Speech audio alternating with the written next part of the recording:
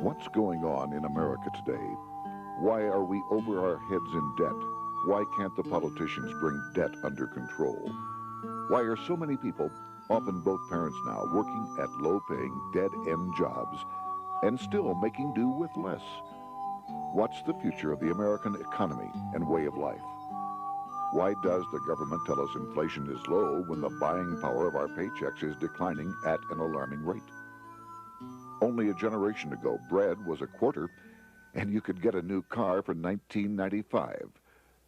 The problem is that since 1864, we've had a debt-based banking system.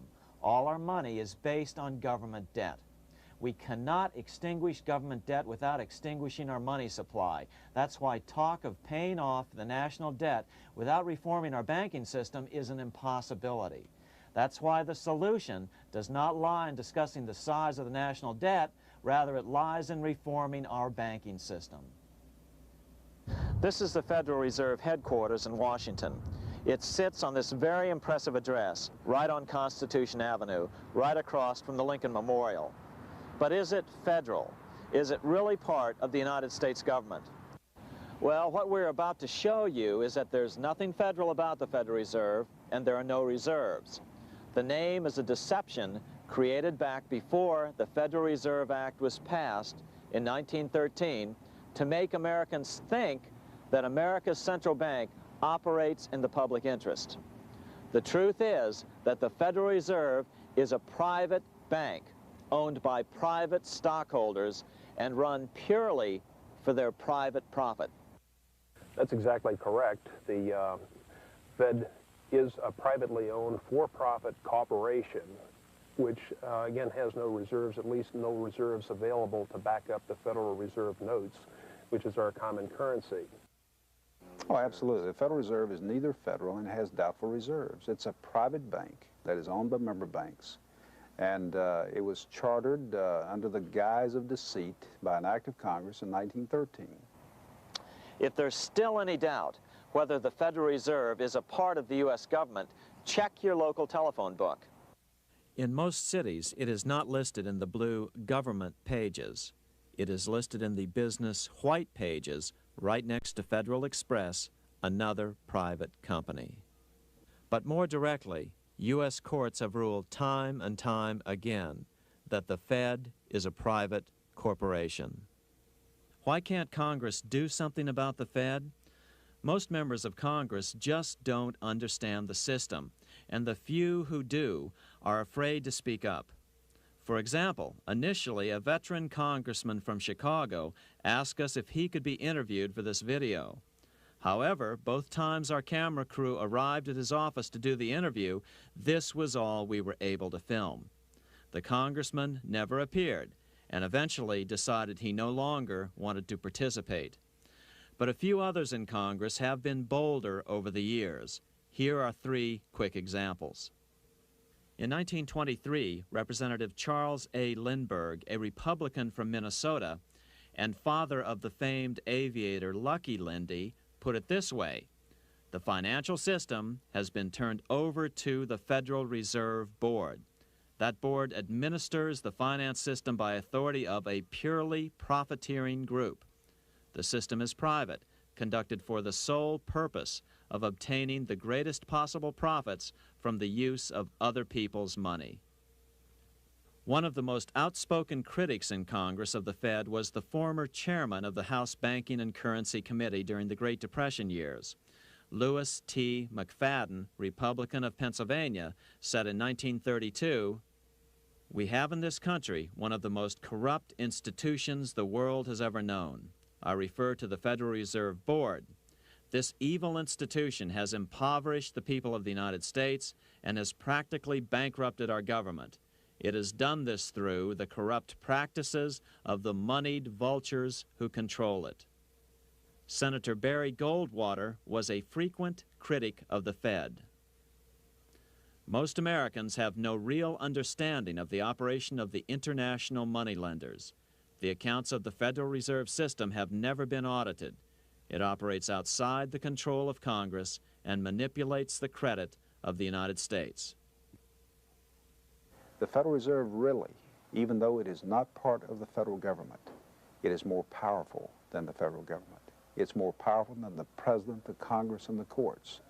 Now, a lot of people challenge me on that, but let me prove my case. The Federal Reserve determines what the average person's car payment is going to be, what their house payment is going to be, and whether they have a job or not. And I submit to you that that's total control. And the Federal Reserve is the largest single creditor of the United States government. What does Proverbs tell us? The borrower is servant to the lender. What one has to understand is that from the day the Constitution was adopted right up to today, the folks who profit from privately owned central banks, as Madison called them, the money changers, have fought a running battle for control over who gets to print America's money. Why is who prints the money so important? Think of money as just another commodity. If you have a monopoly on a commodity that everyone needs, everyone wants, and nobody has enough of, there are lots of ways to make a profit, and also exert tremendous political influence. That's what this battle is all about. Throughout the history of the United States, the money power has gone back and forth between Congress and some sort of privately owned central bank. The Founding Fathers knew the evils of a privately owned central bank. First of all, they had seen how the privately owned British central bank, the Bank of England, had run up the British national debt to such an extent that Parliament had been forced to place unfair taxes on the American colonies. In fact, as we'll see later, Ben Franklin claimed that this was the real cause of the American Revolution. Most of the Founding Fathers realized the potential dangers of banking and feared bankers' accumulation of wealth and power. Jefferson put it this way: I sincerely believe that banking institutions are more dangerous to our liberties than standing armies. The issuing power should be taken from the banks and restored to the people to whom it properly belongs. That succinct statement of Jefferson is, in fact, the solution to all our economic problems today. It bears repeating. The issuing power should be taken from the banks and restored to the people to whom it properly belongs. James Madison, the main author of the Constitution, agreed. Interestingly, he called those behind the central bank scheme money changers. Madison strongly criticized their actions. History records that the money changers have used every form of abuse, intrigue, deceit, and violent means possible to maintain their control over governments by controlling money and its issuance. The battle over who gets to issue our money has been the pivotal issue throughout the history of the United States. Wars are fought over it, depressions are caused to acquire it. Yet after World War I, this battle was rarely mentioned in newspapers or history books. Why? By World War I, the money changers, with their dominant wealth, had seized control of most of the nation's press. Throughout U.S. history, this battle over who gets the power to issue our money has raged. In fact, it's changed hands back and forth 8 times since 1764, yet this fact has virtually vanished from public view for over 3 generations behind a smokescreen emitted by Fed cheerleaders in the media.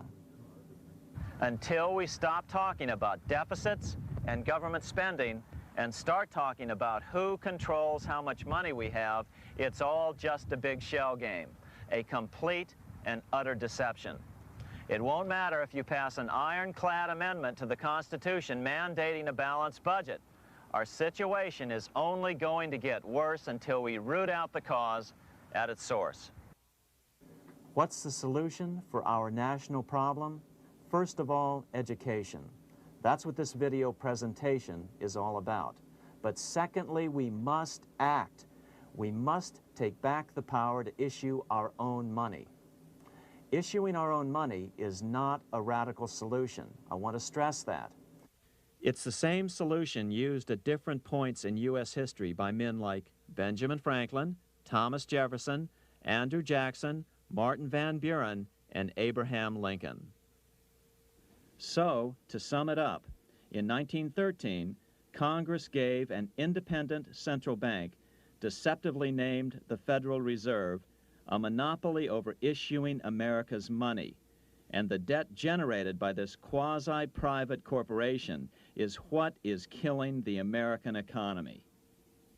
Though the Federal Reserve is now the most powerful central bank in the world, it was not the first. So where did this idea come from? To really understand the magnitude of the problem, we have to travel back to Europe. Just who are these money changers James Madison spoke of? In the Bible, 2,000 years ago, Jesus drove the money changers from the temple. It was the only time Jesus used force during his ministry. What were money changers doing in the temple? When Jews came to Jerusalem to pay their temple tax, they could only pay it with a special coin, the half shekel of the sanctuary. This was a half ounce of pure silver about this size. It was the only coin around at that time which was pure silver and of assured weight without the image of a pagan emperor. Therefore, to Jews, the half shekel was the only coin acceptable to God. But these coins were not plentiful. The money changers had cornered the market on them. Then they raised the price, just like any other commodity, to whatever the market would bear. In other words, money changers were making exorbitant profits because they held a virtual monopoly on money. The Jews had to pay whatever they demanded. To Jesus, this totally violated the sanctity of God's house.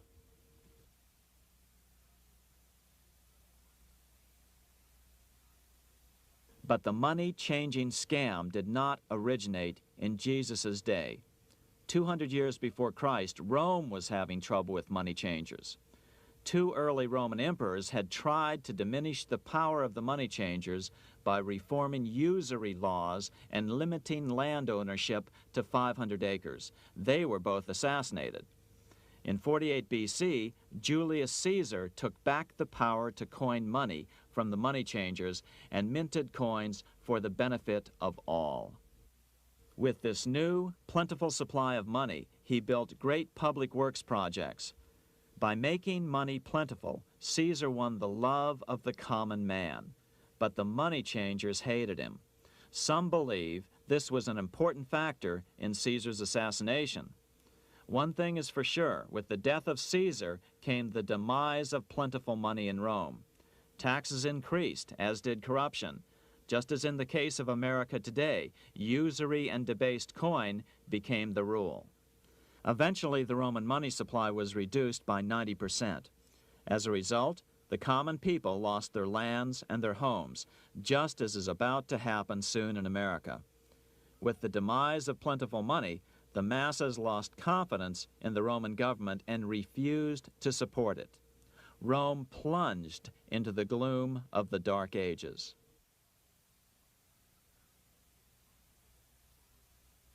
A 1,000 years after the death of Christ, money changers, those who loan out and manipulate the quantity of money, were active in medieval England.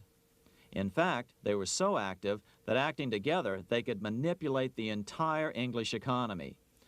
These were not bankers per se. The money changers generally were the goldsmiths. They were the first bankers because they started keeping other people's gold for safekeeping in their vaults. The first paper money was merely a receipt for gold left at the goldsmith. Paper money caught on because it was more convenient than carrying around a lot of heavy gold and silver coins. Eventually, goldsmiths noticed that only a small fraction of the depositors ever came in and demanded their gold at any one time. Goldsmiths started cheating on the system. They discovered that they could print more money than they had gold, and usually no one would be the wiser. Then they could loan out this extra money and collect interest on it. This was the birth of fractional reserve banking. That is, loaning out many times more money than you have assets on deposit.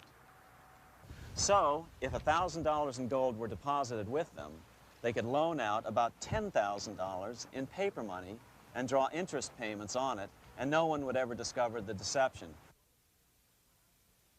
By this means, goldsmiths gradually accumulated more and more wealth and used this wealth to accumulate more and more gold.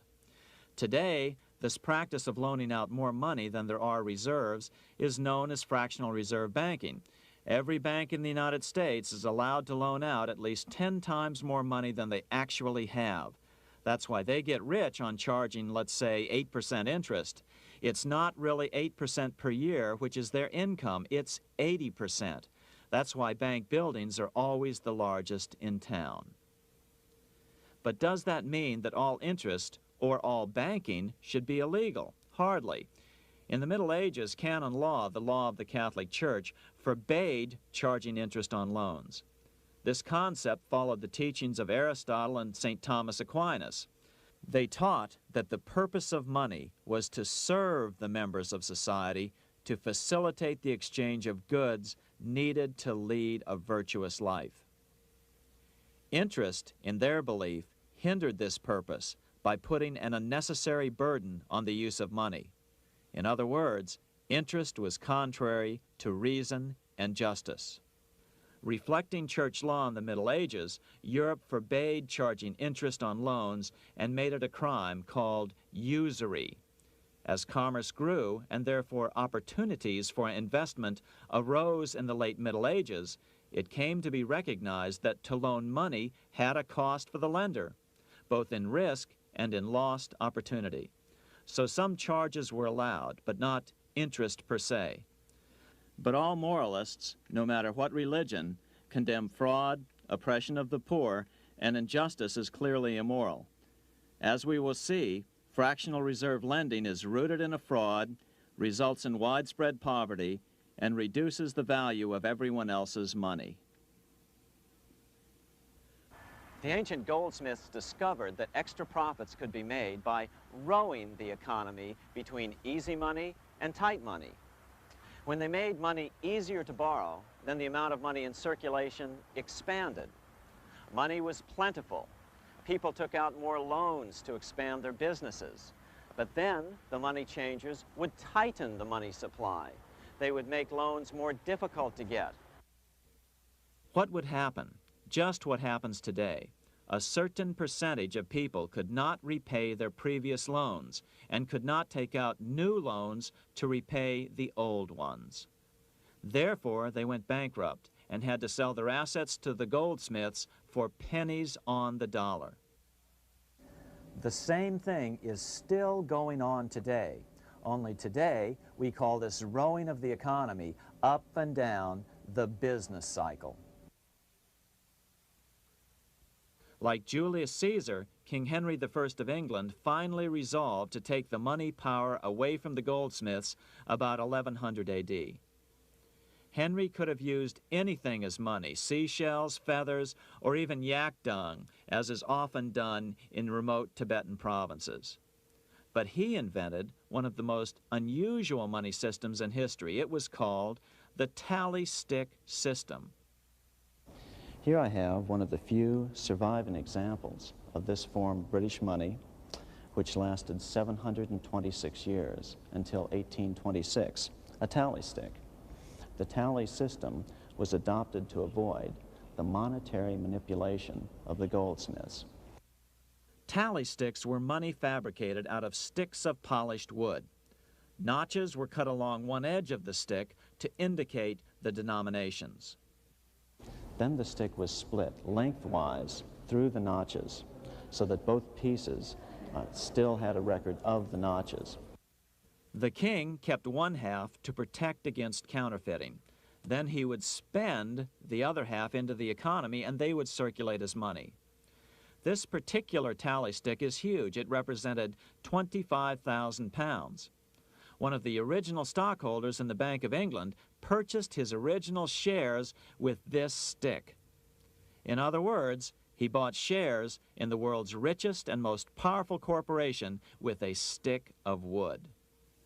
It's ironic that after its formation in 1694, the Bank of England attacked the tally stick system because it was money outside the power of the money changers, just as King Henry had wanted it to be. Why do people accept sticks of wood for money? That's a great question. Throughout history, people traded anything they thought had value and used as money. You see, the secret is that money is only what people agree on to use as money. What's our paper money today? It's really just paper. But here's the trick.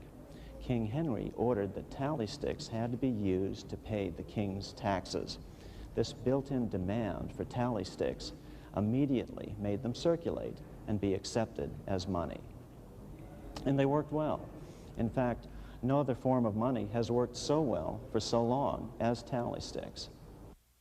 Keep in mind, the British Empire was built under the tally stick system. The tally stick system succeeded despite the fact that the money changers constantly attacked it by offering the metal coin system as competition. In other words, metal coins never went completely out of circulation, but tally sticks hung on because they were good for the payment of taxes.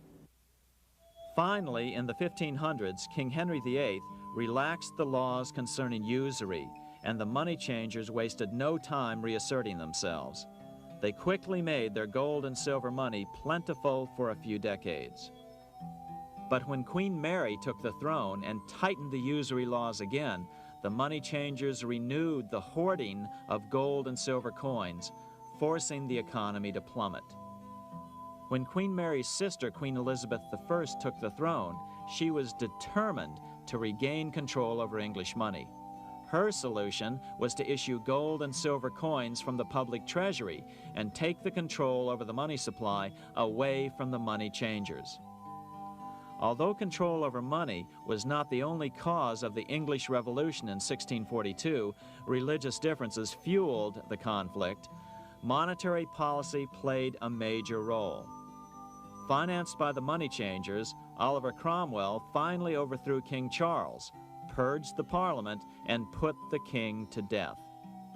The money changers were immediately allowed to consolidate their financial power. The result was that for the next 50 years, the money changers plunged Great Britain into a series of costly wars. They took over a square mile of property in the center of London, known as the City of London. This area today is still known as one of the 3 predominant financial centers of the world. Conflicts with the Stuart kings led the money changers in England to combine with those in the Netherlands to finance the invasion of William of Orange, who overthrew the Stuarts in 1688 and took the English throne.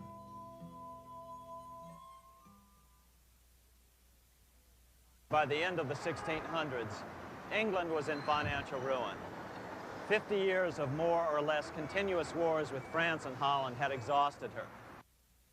Frantic government officials met with the money changers to beg for the loans necessary to pursue their political purposes. The price was high: a government-sanctioned, privately owned bank which could issue money created out of nothing. It was to be the modern world's first privately owned central bank, the Bank of England. Although it was deceptively called the Bank of England to make the general population think it was part of the government, it was not. Like any other private corporation, the Bank of England sold shares to get started. The investors, whose names were never revealed, were supposed to put up £1.25 million British pounds in gold coin to buy their shares in the bank, but only £750,000 was ever received. Despite that, the bank was duly chartered in 1694 and started out in the business of loaning out several times the money it supposedly had in reserves, all at interest. In exchange, the new bank would loan British politicians as much of the new currency as they wanted, as long as they secured the debt by direct taxation of the British people. So, legalization of the Bank of England amounted to nothing less than legal counterfeiting of a national currency for private gain. Unfortunately, nearly every nation now has a privately controlled central bank using the Bank of England as the basic model. Such is the power of these central banks that they soon take total control over a nation's economy. It soon amounts to nothing but a plutocracy, rule by the rich. It would be like putting control of the army in the hands of the mafia. The danger of tyranny would be extreme. Yes, we need central banks. No, we do not need them in private hands. The central bank scam is really a hidden tax. The nation sells bonds to the central bank to pay for things it does not have the political will to raise taxes to pay for. But the bonds are purchased with money the central bank creates out of nothing. More money in circulation makes your money worth less. The government gets as much money as it needs, and the people pay for it in inflation. The beauty of the plan is that not one person in 1,000 can figure it out because it's usually hidden behind complex-sounding economics gibberish. With the formation of the Bank of England, the nation was soon awash in money. Prices throughout the country doubled. Massive loans were granted for just about any wild scheme. One venture proposed to drain the Red Sea to recover gold supposedly lost when the Egyptian army drowned pursuing Moses and the Israelites. By 1698, government debt grew from the initial £1.25 million to £16 million. Naturally, taxes were increased and then increased again to pay for all of this. With the British money supply firmly in their grip, the British economy began a wild roller coaster series of booms and depressions, exactly the sort of thing a central bank claims it is determined to prevent. There are two things which I think are intrinsic not just to the Bank of England, but to central banking generally. The first is an involvement in the formulation of monetary policy with the specific objective of achieving monetary stability. However, since the Bank of England took control, the British pound has rarely been stable. Now let's take a look at the role of the Rothschild family, the family said to be the wealthiest in the world.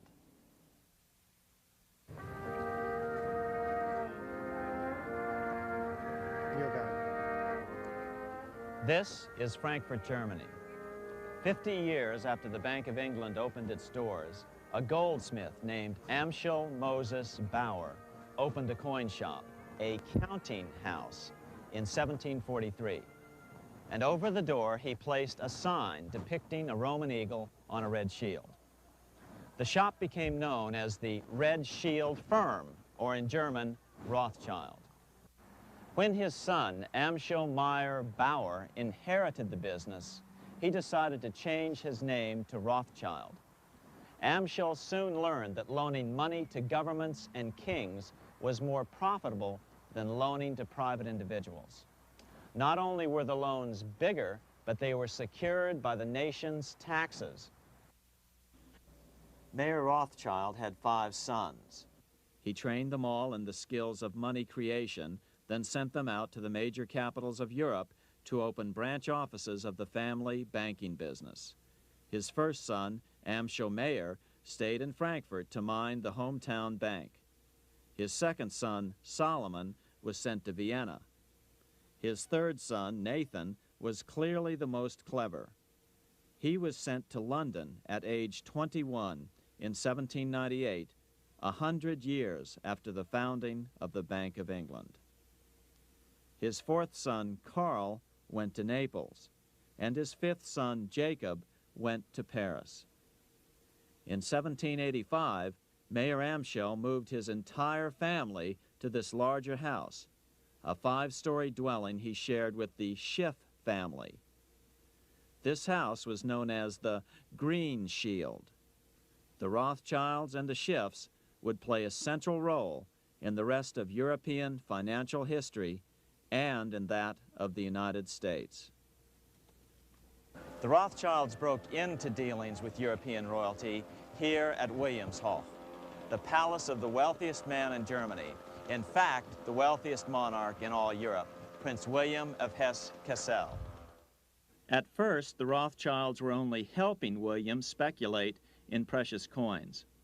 But when Napoleon chased Prince William into exile, he sent £550,000, a gigantic sum at that time, to Nathan Rothschild in London with instructions for him to buy consols, British government bonds, also called government stock.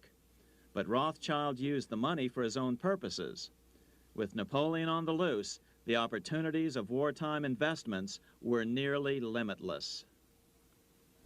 William returned here sometime prior to the Battle of Waterloo in 1815. He summoned Rothschild and demanded his money back. The Rothschilds returned William's money with the interest the British consuls would have paid him had the investment actually been made. But the Rothschilds kept all the past profits they had made using William's money. Nathan Rothschild later bragged that in the 17 years he'd been in England, he'd increased his original £20,000 stake given to him by his father by 2,500 times. By cooperating within the family, the Rothschilds soon grew unbelievably wealthy. By the mid-1800s, they dominated all European banking and were certainly the wealthiest family in the world. They financed Cecil Rhodes, making it possible for him to establish a monopoly over the diamond and gold fields of South Africa. In America, they financed the Harrimans and railroads, the Vanderbilts and railroads and the press, and Carnegie in the steel industry, among many others. In fact, during World War I, J.P. Morgan was thought to be the richest man in America. But after his death, it was discovered that he was actually only a lieutenant of the Rothschilds. Once Morgan's will was made public, it was discovered that he owned only 19% of J.P. Morgan companies. By 1850, James Rothschild, the heir of the French branch of the family, was said to be worth 600 million French francs, 150 million more than all the other bankers in France put together. He built this mansion called Ferrier, just east of Paris. Wilhelm I, on seeing it, exclaimed, "Kings couldn't afford this. It could only belong to a Rothschild." Another 19th century French commentator put it this way: "There is but one power in Europe, and that is Rothschild." There is no evidence that their predominant standing in European or world finance has changed. Now let's take a look at the results the Bank of England had produced on the British economy and how that later was the root cause of the American Revolution.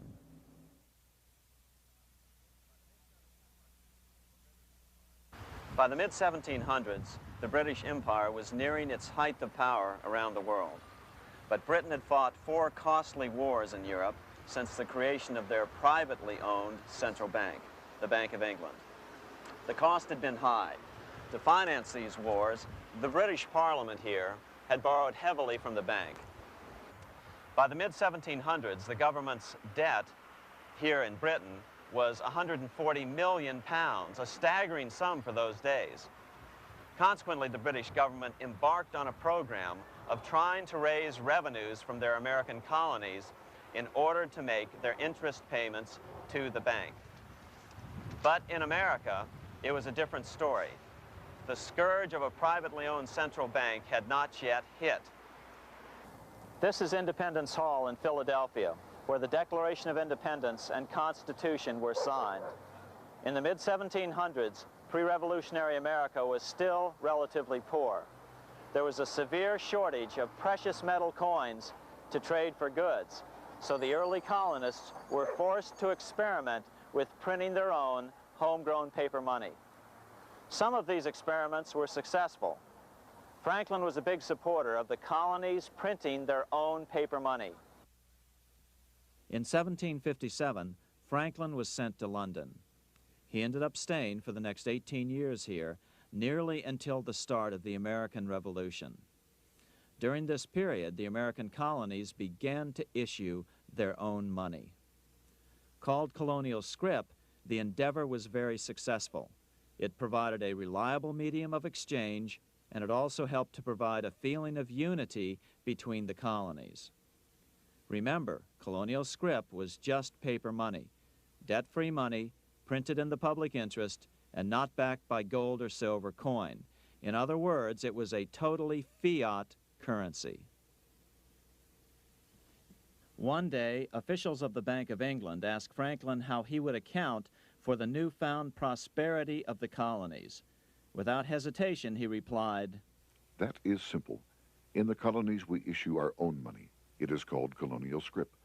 We issue it in proper proportion to the demands of trade and industry to make the products pass easily from the producers to the consumers.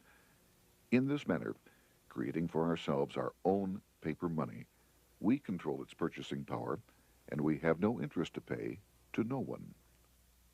This was just common sense to Franklin, but you can imagine the impact it had on the Bank of England.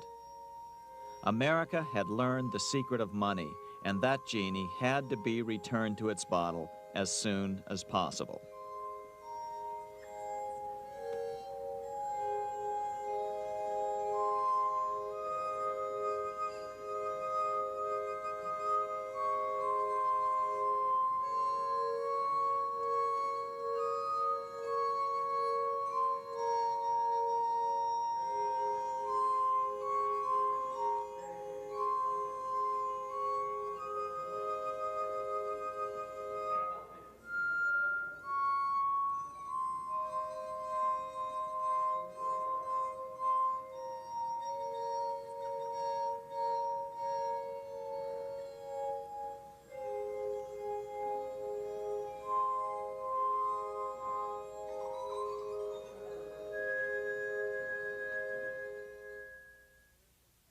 As a result, Parliament hurriedly passed the Currency Act of 1764. This prohibited colonial officials from issuing their own money and ordered them to pay all future taxes in gold or silver coins. In other words, it forced the colonies on a gold or silver standard. For those who still believe that a gold standard is the answer for America's current monetary problems, look what happened to America after that. Writing in his autobiography, Franklin said, "In 1 year, the conditions were so reversed that the era of prosperity ended and a depression set in to such an extent that the streets of the colonies were filled with unemployed." Franklin claims that this was even the basic cause for the American Revolution.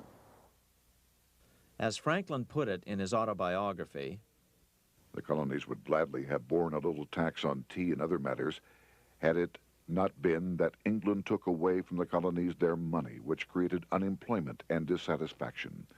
The inability of the colonists to get the power to issue their own money permanently out of the hands of George III and the international bankers was the prime reason for the Revolutionary War. by the time the first shots were fired in Lexington, Massachusetts, on April 19, 1775, the colonies had been drained of gold and silver coin by British taxation. As a result, the Continental government had no choice but to print money to finance the war. At the start of the Revolution, the U.S. money supply stood at $12 million. By the end of the war, it was nearly $500 million. As a result, the currency was virtually worthless. Shoes sold for $5,000 a pair. Colonial scrip had worked because just enough was issued to facilitate trade. As George Washington lamented, a wagon load of money will scarcely purchase a wagon load of provisions. Today, those who support a gold-backed currency point to this period during the Revolution to demonstrate the evils of a fiat currency. But remember, the same currency had worked so well 20 years earlier during times of peace that the Bank of England had Parliament outlaw it. Towards the end of the Revolution, the Continental Congress, meeting here at Independence Hall, grew desperate for money. In 1781, they allowed Robert Morris, their financial superintendent, to open a privately owned central bank. Incidentally, Morris was a wealthy man who had grown wealthier during the Revolution by trading in war materials. Called the Bank of North America, the new bank was closely modeled after the Bank of England. It was allowed to practice fractional reserve banking. That is, it could lend out money it didn't have, then charge interest on it. If you or I were to do that, we would be charged with fraud, a felony. The bank's charter called for private investors to put up $400,000 worth of initial capital. But when Morris was unable to raise the money, he brazenly used his political influence to have gold deposited in the bank, which had been loaned to America by France. He then loaned this money to himself and his friends to reinvest in shares of the bank. And, like the Bank of England, the bank was given a monopoly over the national currency. Soon the dangers became clear. The value of American currency continued to plummet. So, 4 years later, in 1785, the bank's charter was not renewed. The leader of the effort to kill the bank, William Findley of Pennsylvania, explained the problem this way, quote, "This institution, having no principle but that of avarice, will never be varied in its object, to engross all the wealth, power, and influence of the state." The men behind the Bank of North America, Alexander Hamilton, Robert Morris, and the bank's president, Thomas Weiling, did not give up. Only 6 years later, Hamilton, then Secretary of the Treasury, and his mentor, Morris, rammed a new privately owned central bank through the new Congress. Called the first bank of the United States, Thomas Weiling again served as the bank's president. The players were the same, only the name of the bank was changed.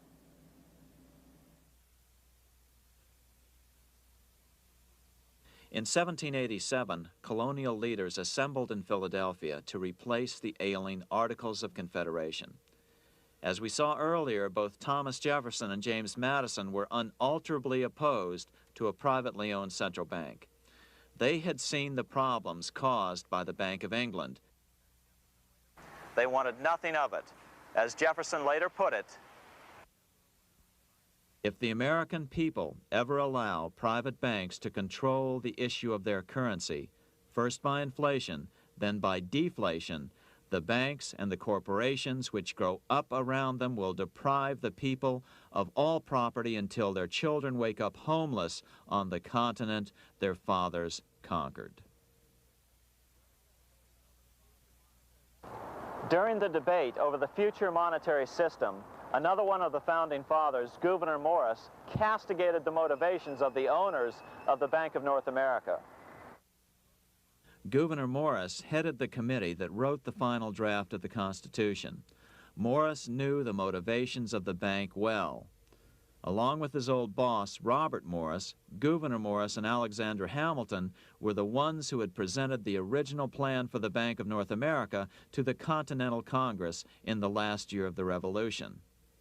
In a letter he wrote to James Madison on July 2nd, 1787, Gouverneur Morris revealed what was really going on. "The rich will strive to establish their dominion and enslave the rest. They always did. They always will. They will have the same effect here as elsewhere if we do not, by the power of government, keep them in their proper spheres." Despite the defection of Gouverneur Morris from the ranks of the bank, Hamilton, Robert Morris, Thomas Weiling, and their European backers were not about to give up.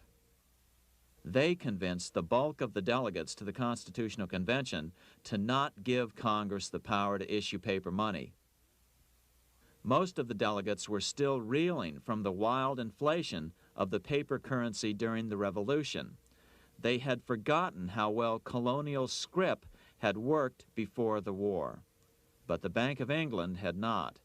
The money changers could not stand to have America printing her own money again.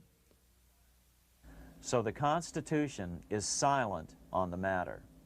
This grievous defect left the door wide open for the money changers, just as they had planned.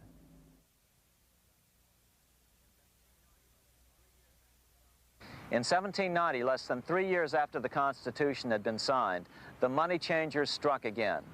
The newly appointed first Secretary of the Treasury, Alexander Hamilton, proposed a bill to the Congress calling for a new, privately owned central bank.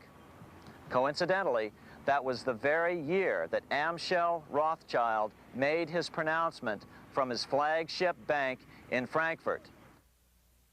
Let me issue and control a nation's money, and I care not who writes the laws.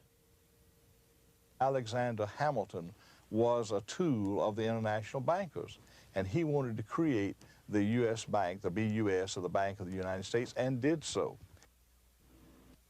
Interestingly, one of Hamilton's first jobs after graduating from law school in 1782 was as an aide to Robert Morris, the head of the Bank of North America.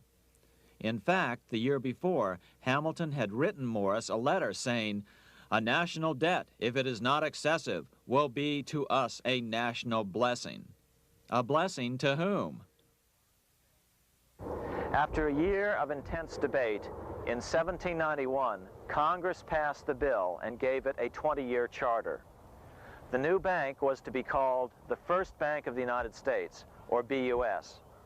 Here we are in front of the First Bank of the United States in Philadelphia. The bank was given a monopoly on printing U.S. currency, even though 80% of its stock would be held by private investors. The other 20% would be purchased by the U.S. government.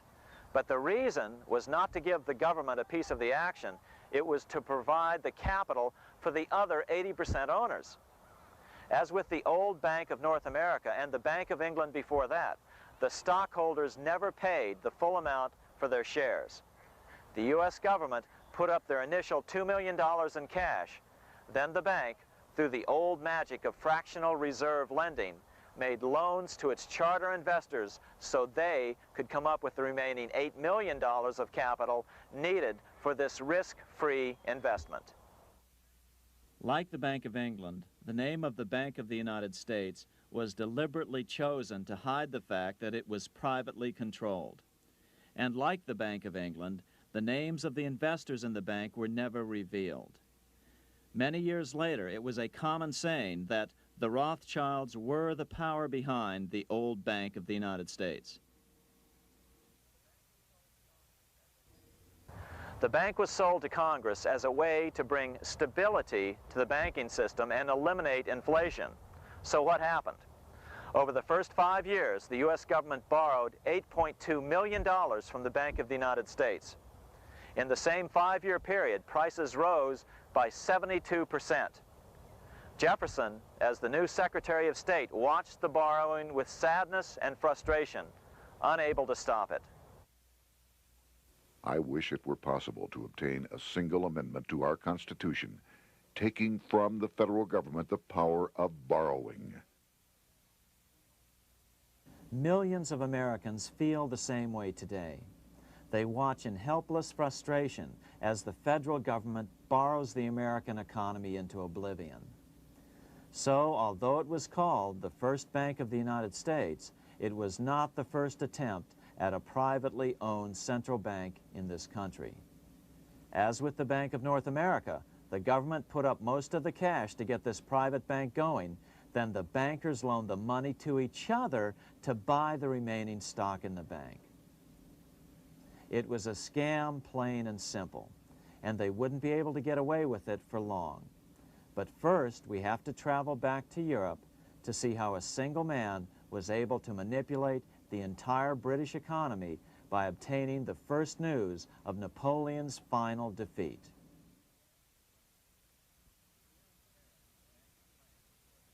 Here in Paris, the Bank of France was organized in 1800, just like the Bank of England. But Napoleon decided France had to break free of debt, and he never trusted the Bank of France. He declared that when a government is dependent upon bankers for money, the bankers, not the leaders of the government, are in control. The hand that gives is above the hand that takes. Money has no motherland. Financiers are without patriotism and without decency. Their sole object is gain. Back in America, unexpected help was about to arrive. In 1800, Thomas Jefferson narrowly defeated John Adams to become the third president of the United States. By 1803, Jefferson and Napoleon had struck a deal. The U.S. would give Napoleon $3 million in gold in exchange for a huge chunk of territory west of the Mississippi River, the Louisiana Purchase. With that $3 million, Napoleon quickly forged an army and set off across Europe, conquering everything in his path. But the Bank of England quickly rose to oppose him. They financed every nation in his path, reaping the enormous profits of war. Prussia, Austria, and finally Russia all went heavily into debt in a futile attempt to stop Napoleon. 4 years later, with the main French army in Russia, 30-year-old Nathan Rothschild, the head of the London office of the Rothschild family, personally took charge of a bold plan to smuggle a much-needed shipment of gold right through France to finance an attack by the Duke of Wellington from Spain. Nathan later bragged at a dinner party in London that it was the best business he'd ever done. Little did he know that he would do much better business in the near future. Wellington's attacks from the south and other defeats eventually forced Napoleon to abdicate, and Louis XVIII was crowned king. Napoleon was exiled to Elba, a tiny island off the coast of Italy, supposedly exiled from France forever.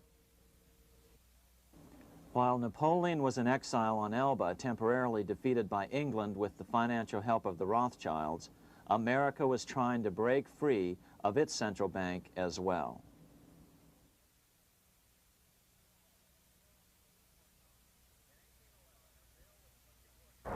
In 1811, a bill was put before Congress to renew the charter of the Bank of the United States. The debate grew very heated, and the legislatures of both Pennsylvania and Virginia passed resolutions asking Congress to kill the bank. The press corps of the day attacked the bank openly, calling it a great swindle, a vulture, a viper, and a cobra.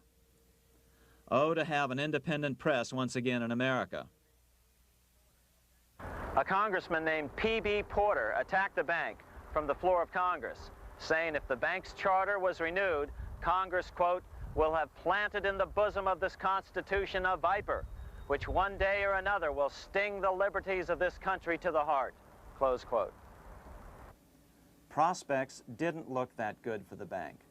Some writers have even claimed that Nathan Rothschild warned that the United States would find itself involved in a most disastrous war if the bank's charter were not renewed.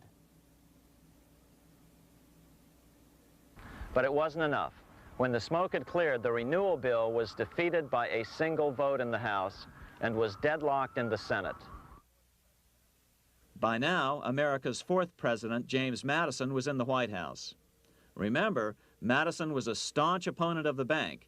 His vice president, George Clinton, broke a tie in the Senate and sent the bank into oblivion. Within 5 months, England attacked the U.S., and the War of 1812 was on. But the British were still busy fighting Napoleon, and so the War of 1812 ended in a draw in 1814. Though the money changers were temporarily down, they were far from out. It would take them only another 2 years to bring back their bank bigger and stronger than ever.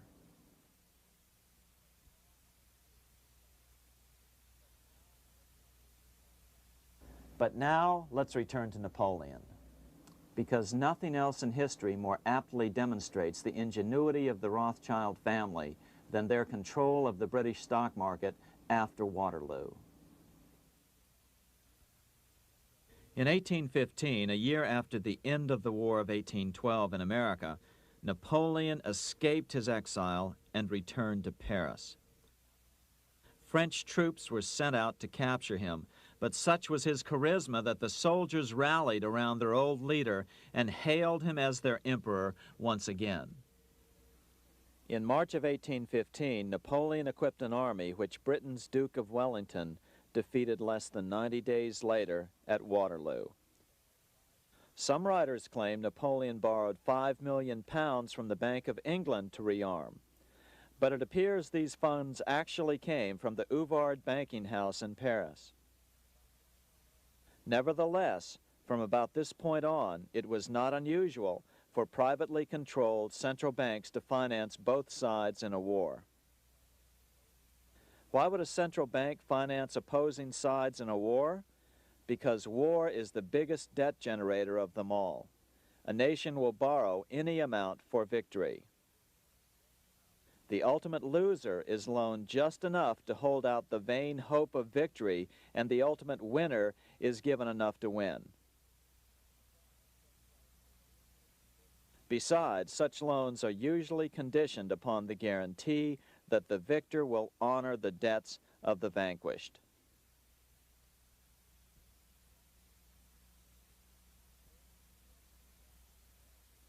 This is the Waterloo battlefield about 200 miles northeast of Paris in what today is Belgium.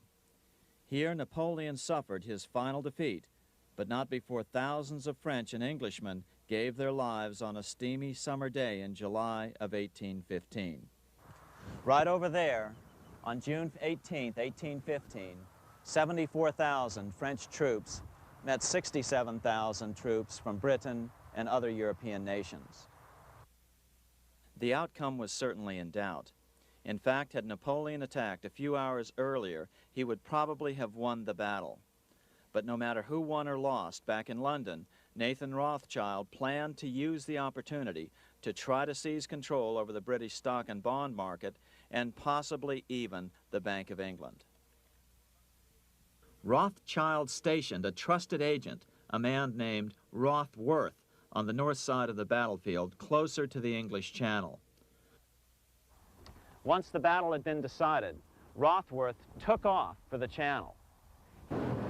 He delivered the news to Nathan Rothschild a full 24 hours before Wellington's own courier. Rothschild hurried to the stock market and took up his usual position in front of an ancient pillar. All eyes were on him.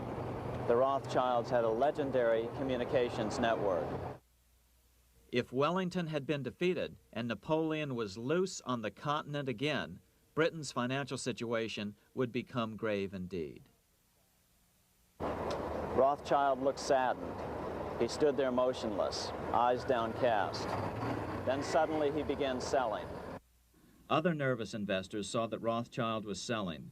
It could only mean one thing: Napoleon must have won, Wellington must have lost. The market plummeted. Soon everyone was selling their consols, their British government bonds, and prices dropped sharply. But then Rothschild started secretly buying up the consols through his agents for only a fraction of their worth hours before. Myths, legends, you say? 100 years later, the New York Times ran a story which said that Nathan's grandson had attempted to secure a court order to suppress a book with this stock market story in it. The Rothschild family claimed the story was untrue and libelous, but the court denied the Rothschilds' request and ordered the family to pay all court costs. What's even more interesting about this story is that some authors claim that the day after the Battle of Waterloo, in a matter of hours, Nathan Rothschild came to dominate not only the bond market, but the Bank of England as well. Whether or not the Rothschild family seized control of the Bank of England, the first privately owned central bank in a major European nation and the wealthiest, one thing is certain: by the mid-1800s, the Rothschilds were the richest family in the world, bar none. They dominated the new government bond markets and branched into other banks and industrial concerns. In fact, the rest of the 19th century was known as the Age of the Rothschilds. Despite this overwhelming wealth, the family has generally cultivated an aura of invisibility. Although the family controls scores of industrial, commercial, mining, and tourist corporations, only a handful bear the Rothschild name. By the end of the 19th century, one expert estimated that the Rothschild family controlled half the wealth of the world. Whatever the extent of their vast wealth, it is reasonable to assume that their percentage of the world's wealth has increased since then. But since the turn of the century, the Rothschilds have cultivated the notion that their power has somehow waned even as their wealth increases.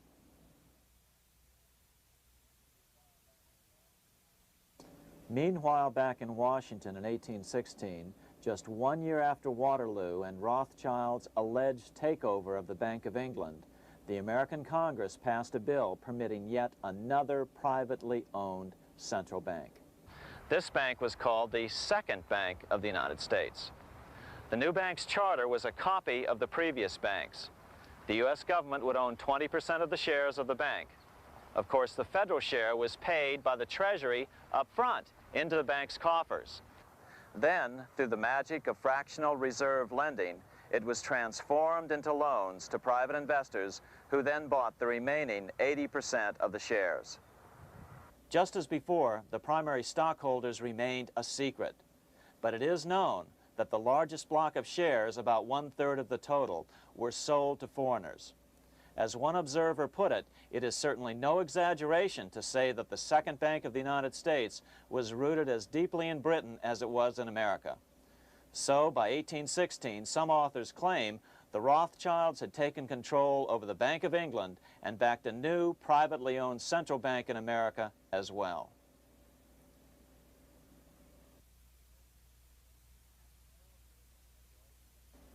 After 12 years of manipulations of the U.S. economy on the part of the Second Bank of the U.S., the American people had had just about enough. Opponents of the bank nominated a dignified senator from Tennessee, Andrew Jackson, the hero of the Battle of New Orleans, to run for president. This is his home, the Hermitage. No one gave Jackson a chance initially. The bank had long ago learned how the political process could be controlled with money. To the surprise and dismay of the money changers, Jackson was swept into office in 1828. Jackson was determined to kill the bank at the first opportunity and wasted no time in trying to do so.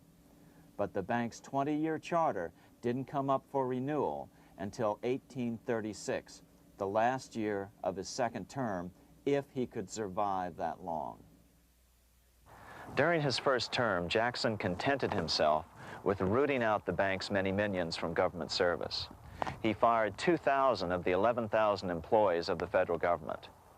In 1832, with his re-election approaching, the bank struck an early blow, hoping Jackson would not want to stir up controversy. They asked Congress to pass a renewal bill 4 years early.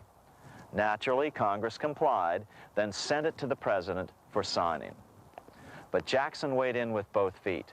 Old Hickory, never a coward, vetoed the bill. His veto message is one of the great American documents. It clearly lays out the responsibility of the American government towards its citizens, rich and poor. It is not our own citizens only who are to receive the bounty of our government. More than 8 million of the stock of this bank are held by foreigners. Is there no danger to our liberty and independence in a bank that in its nature has so little to bind it to our country? Controlling our currency, receiving our public monies, and holding thousands of our citizens' independence would be more formidable and dangerous than a military power of the enemy. If government would confine itself to equal protection and, as heaven does its rains, shower its favor alike on the high and the low, the rich and the poor, it would be an unqualified blessing. In the act before me, there seems to be a wide and unnecessary departure from these just principles. Later that year, in July 1832, Congress was unable to override Jackson's veto. Now Jackson had to stand for re-election. Jackson took his argument directly to the people. For the first time in U.S. history, Jackson took his presidential campaign on the road. Before then, presidential candidates stayed at home and looked presidential. His campaign slogan was "Jackson and no bank." The National Republican Party ran Senator Henry Clay against Jackson. Despite the fact that the bankers poured over $3 million into Clay's campaign, Jackson was reelected by a landslide in November of 1832. Despite his presidential victory, Jackson knew the battle was only beginning. "The hydra of corruption is only scotched, not dead," said the newly elected president. Jackson ordered his new Secretary of Treasury, Lewis McLean, to start removing the government's deposits from the second bank and start placing them in state banks. But McLean refused to do so. Jackson fired him and appointed William J. Duane as the new Secretary of the Treasury. Duane also refused to comply with the president's requests, and so Jackson fired him as well and then appointed Roger B. Taney to the office. Taney did withdraw government funds from the bank starting on October 1st, 1833. Jackson was jubilant. "I have it chained. I'm ready with screws to draw every tooth and then the stumps." But the bank was not yet done fighting. Its head, Nicholas Biddle, used his influence to get the Senate to reject Taney's nomination. Then, in a rare show of arrogance, Biddle threatened to cause a depression if the bank was not rechartered. This worthy president thinks that because he has scalped Indians and imprisoned judges, he is to have his way with the bank. He is mistaken. Next, in an unbelievable fit of honesty for a central banker, Biddle admitted that the bank was going to make money scarce to force Congress to restore the bank. Nothing but widespread suffering will produce any effect on Congress. Our only safety is in pursuing a steady course of firm restriction, and I have no doubt that such a course will ultimately lead to restoration of the currency and the recharter of the bank. What a stunning revelation. Here was the pure truth, revealed with shocking clarity. Biddle intended to use the money contraction power of the bank to cause a massive depression until America gave in. Unfortunately, this has happened time and time again throughout U.S. history and is about to happen again in today's world. Nicholas Biddle made good on his threat. The bank sharply contracted the money supply by calling in old loans and refusing to extend new ones. A financial panic ensued, followed by a deep depression. Naturally, Biddle blamed Jackson for the crash, saying that it was caused by the withdrawal of federal funds from the bank. Unfortunately, his plan worked well. Wages and prices sagged.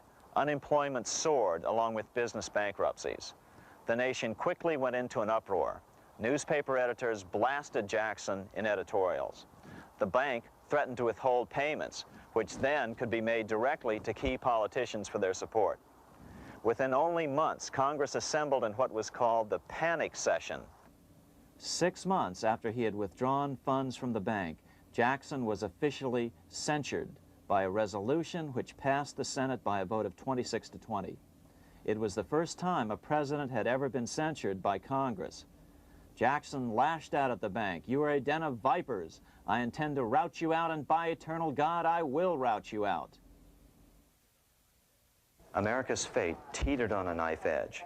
If Congress could muster enough votes to override Jackson's veto, the bank would be granted another 20-year monopoly or more over America's money, time enough to consolidate its already great power. Then a miracle occurred. The governor of Pennsylvania came out supporting President Jackson and strongly criticized the bank. On top of that, Biddle had been caught boasting in public about the bank's plan to crash the economy. Suddenly, the tide shifted. In April of 1834, the House of Representatives voted 134 to 82 against rechartering the bank. This was followed up by an even more lopsided vote to establish a special committee to investigate whether the bank had caused the crash. When the investigating committee arrived at the bank's door in Philadelphia, armed with a subpoena to examine the books, Biddle refused to give them up. Nor would he allow inspection of correspondence with congressmen relating to their personal loans and advances he'd made to them. He also refused to testify before the committee back in Washington. On January 8th, 1835, Jackson paid off the final installment on the national debt, which had been necessitated by allowing the banks to issue currency for government bonds rather than simply issuing treasury notes without such debt. He was the only president to ever pay off the debt. A few weeks later, on January 30th, 1835, an assassin by the name of Richard Lawrence tried to shoot President Jackson, but by the grace of God, both pistols misfired. Lawrence was later found not guilty by reason of insanity. After his release, he bragged to friends that powerful people in Europe had put him up to the task and promised to protect him if he were caught. The following year, when its charter ran out, the Second Bank of the United States ceased functioning as the nation's central bank. Biddle was later arrested and charged with fraud. He was tried and acquitted, but died shortly thereafter while still tied up in civil suits.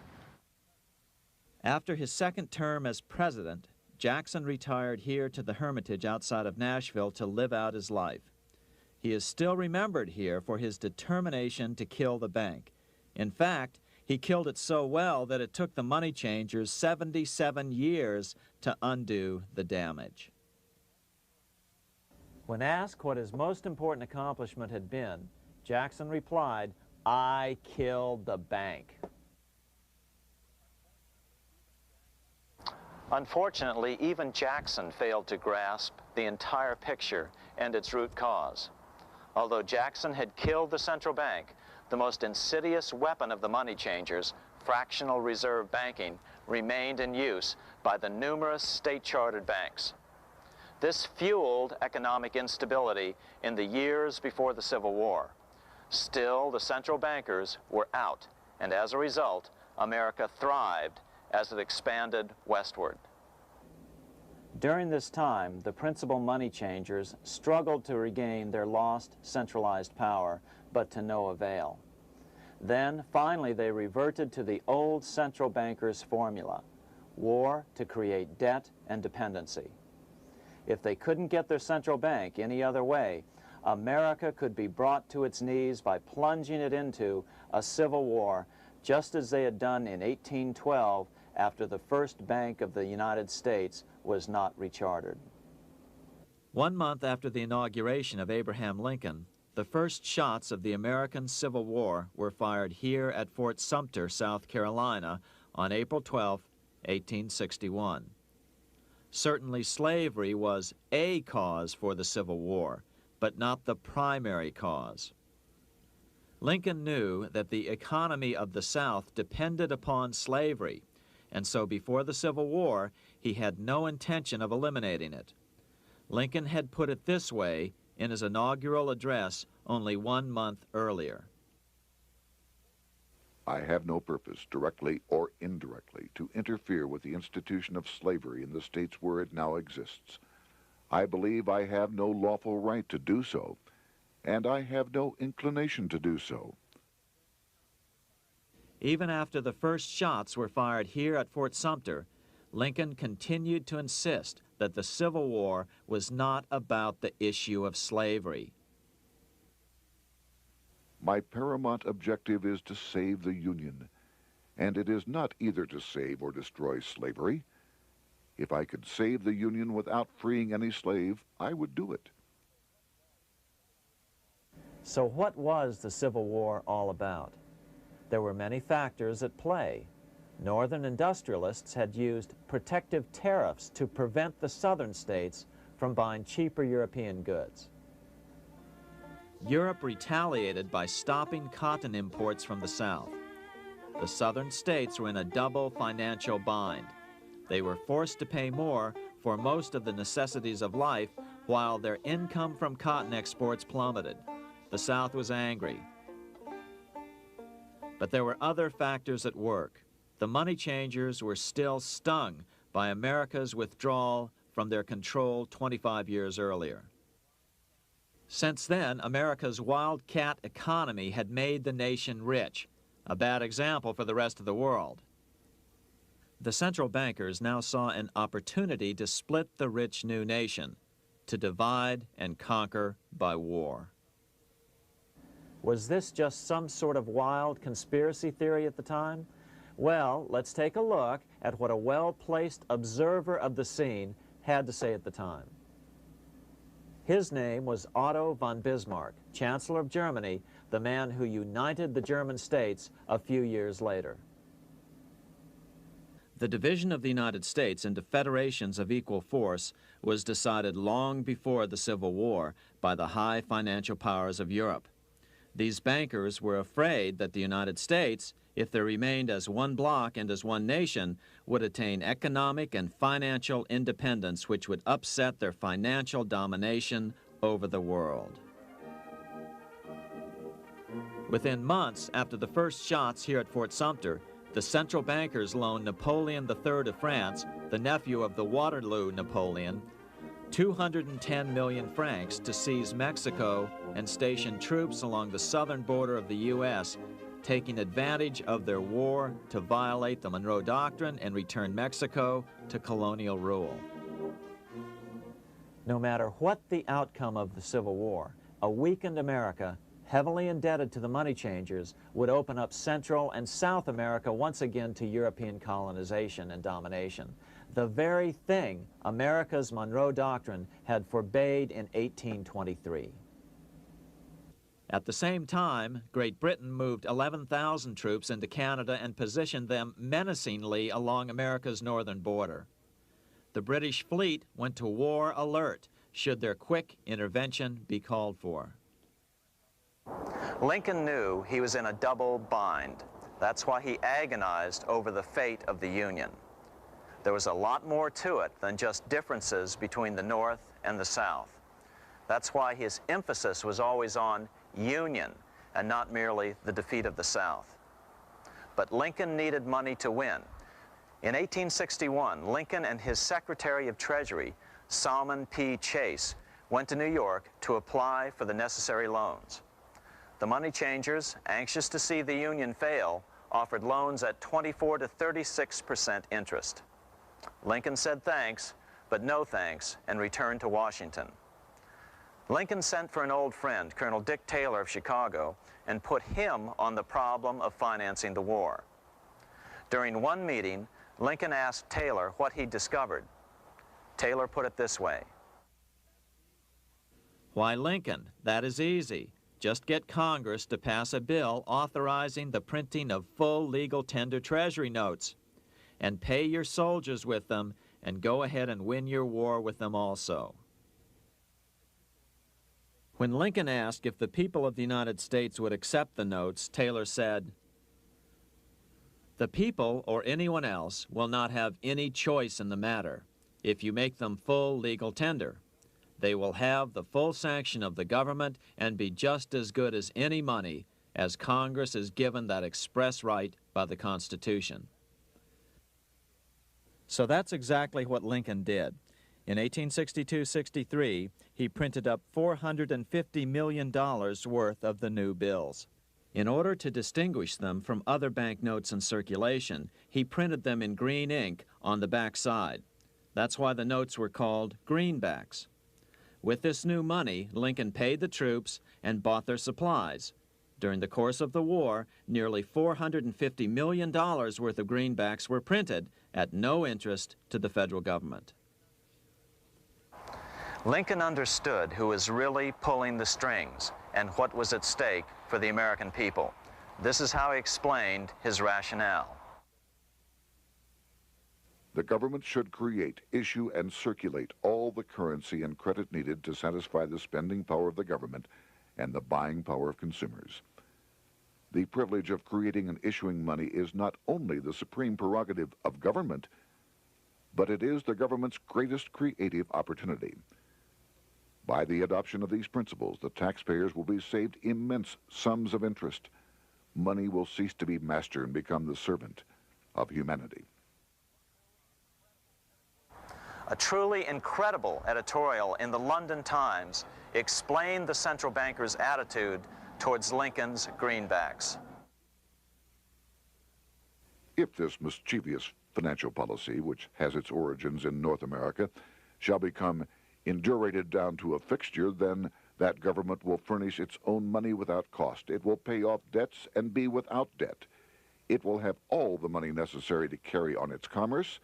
It will become prosperous without precedent in the history of the world. The brains and wealth of all countries will go to North America. That country must be destroyed, or it will destroy every monarchy on the globe.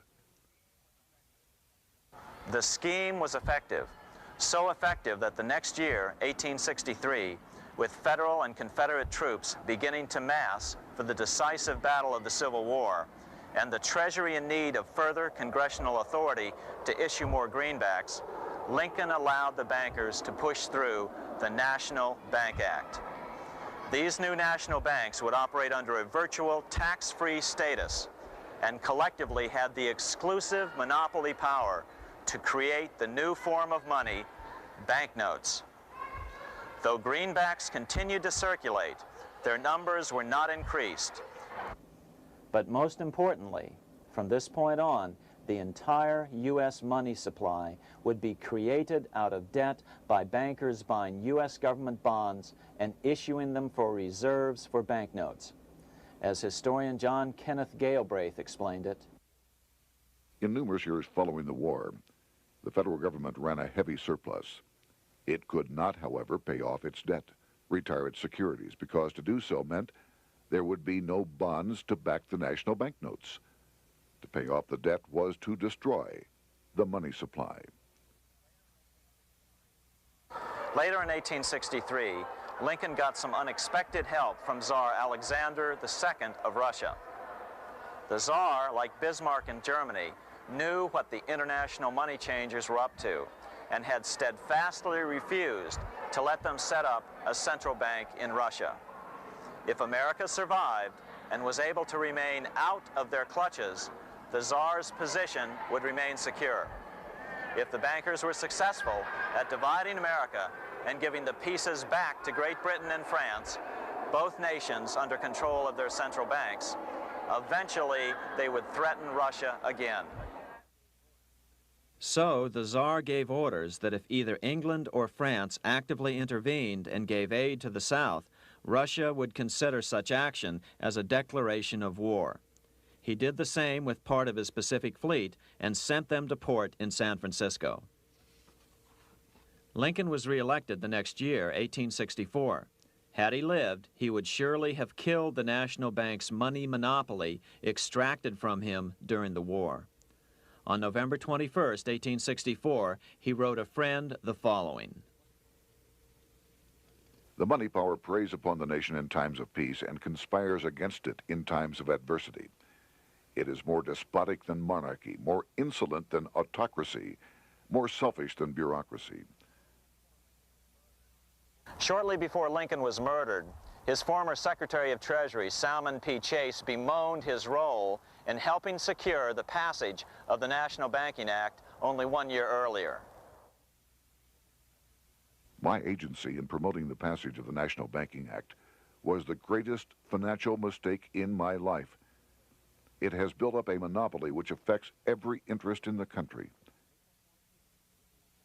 On April 14, 1865, 41 days after his second inauguration and just 5 days after Lee surrendered to Grant at Appomattox, Lincoln was shot by John Wilkes Booth at Ford's Theater.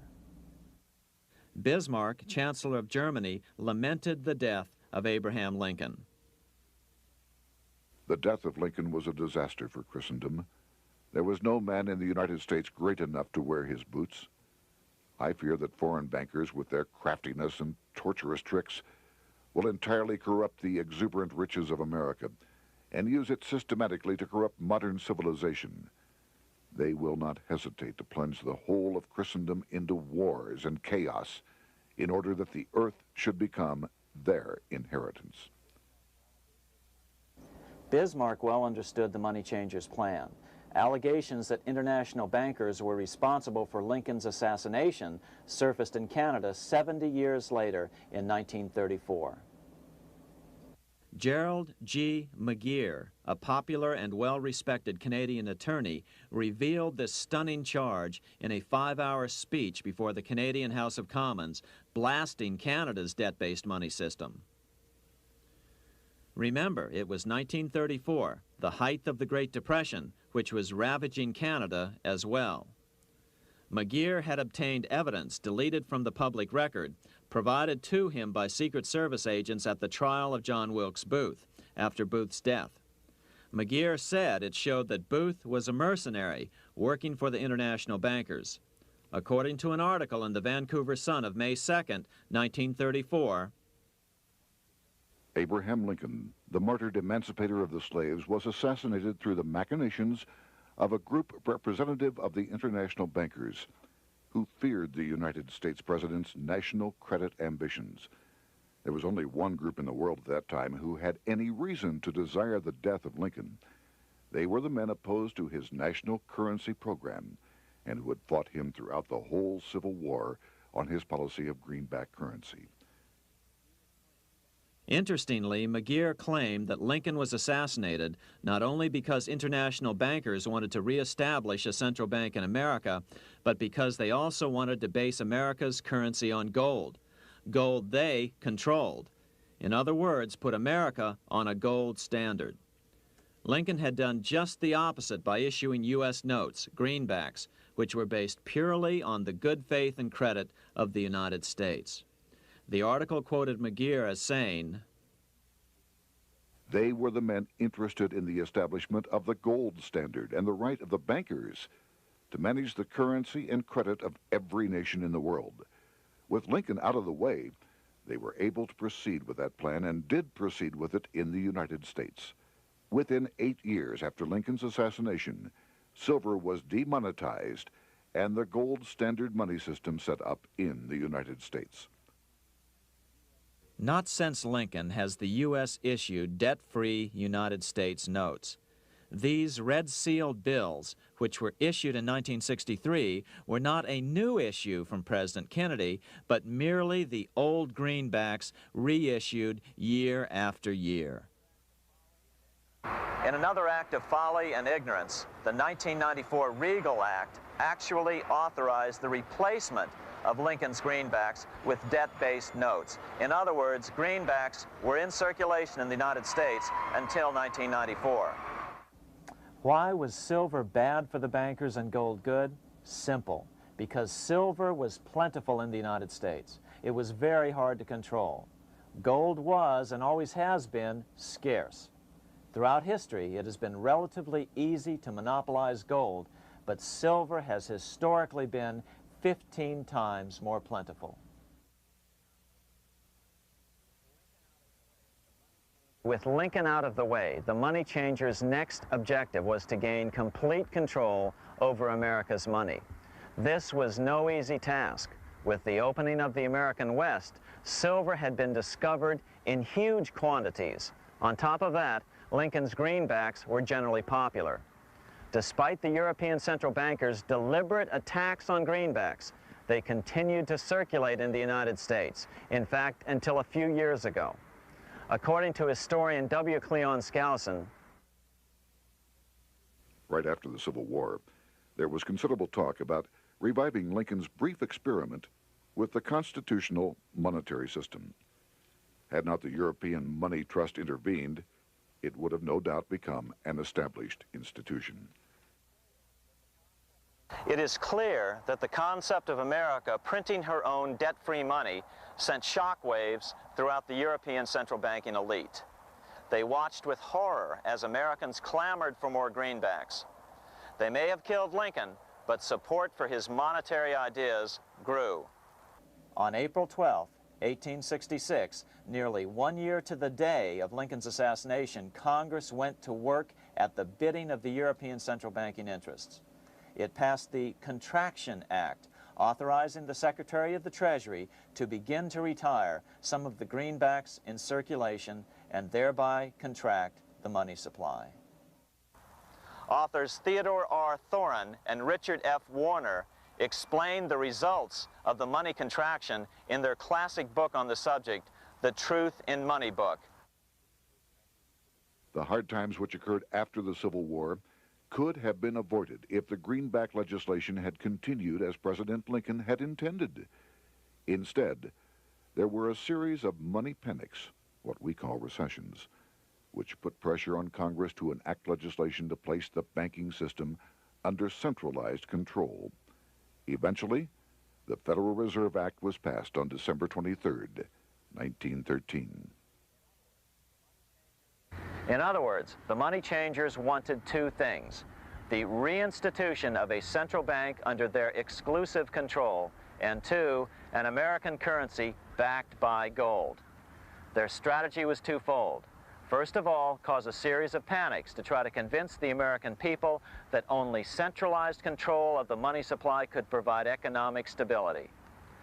And secondly, remove so much money from the system that most Americans would be so desperately poor that they either wouldn't care or would be too weak to oppose the bankers. In 1866, there was $1.8 billion in currency in circulation in the United States, about $50.46 per capita. In 1867 alone, $500 million, $500 million, was removed from the U.S. money supply. 10 years later, in 1876, America's money supply was reduced to only $600 million.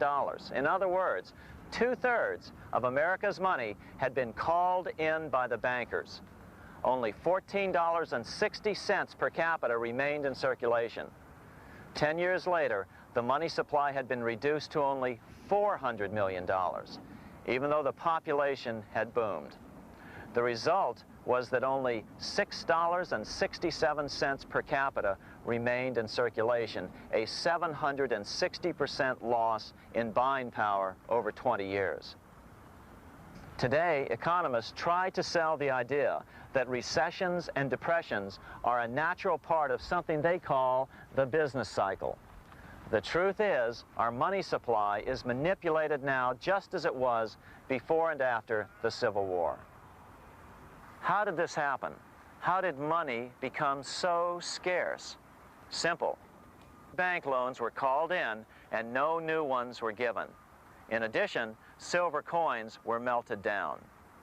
In 1872, a man named Ernest Sed was given 100,000 pounds, about $500,000, by the Bank of England and sent to America to bribe necessary congressmen to get silver demonetized. He was told that if that was not sufficient, to draw an additional 100,000 pounds or as much more as was necessary. The next year, Congress passed the Coinage Act of 1873, and the minting of silver dollars abruptly stopped. In fact, Representative Samuel Hooper, who introduced the bill in the House, acknowledged that Mr. Sed actually drafted the legislation. But it gets even worse than that. In 1874, Sed himself admitted who was behind the scheme. I went to America in the winter of 1872-73, authorized to secure, if I could, the passage of a bill demonetizing silver. It was in the interest of those I represented, the governors of the Bank of England, to have it done. By 1873, gold coins were the only form of coin money. But the contest over control of America's money was not yet over. Only 3 years later, in 1876, with 1/3 of America's workforce unemployed, the population was growing restless. People were clamoring for a return to the greenback money system of President Lincoln, or a return to silver money, anything that would make money more plentiful. That year, Congress created the United States Silver Commission to study the problem. Their report clearly blamed the monetary contraction on the national bankers. The report is interesting because it compares the deliberate money contraction by the national bankers after the Civil War to the fall of the Roman Empire. The disaster of the Dark Ages was caused by decreasing money and falling prices. Without money, civilization could not have had a beginning, and with a diminishing supply, it must languish and unless relieved, finally perish. At the Christian era, the metallic money of the Roman Empire amounted to $1,800,000,000. By the end of the 15th century, it had shrunk to less than $200 million. History records no other such disastrous transition as that from the Roman Empire to the Dark Ages.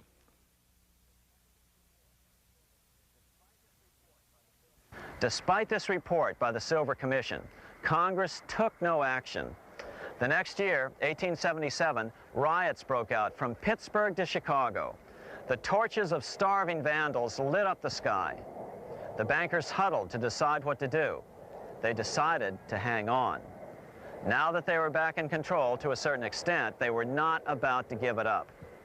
At the meeting of the American Bankers Association that year, they urged their membership to do everything in their power to put down the notion of a return to greenbacks.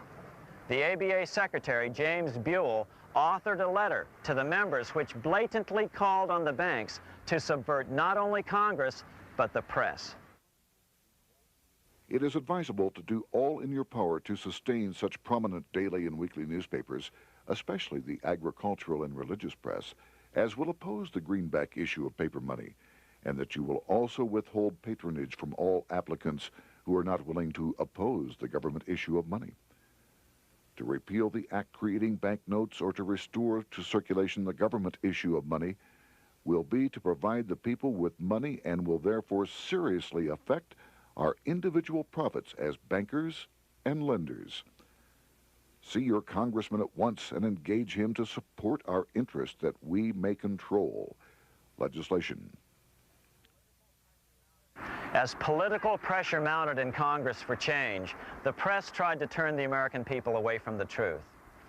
The New York Tribune put it this way on January 10th, 1878.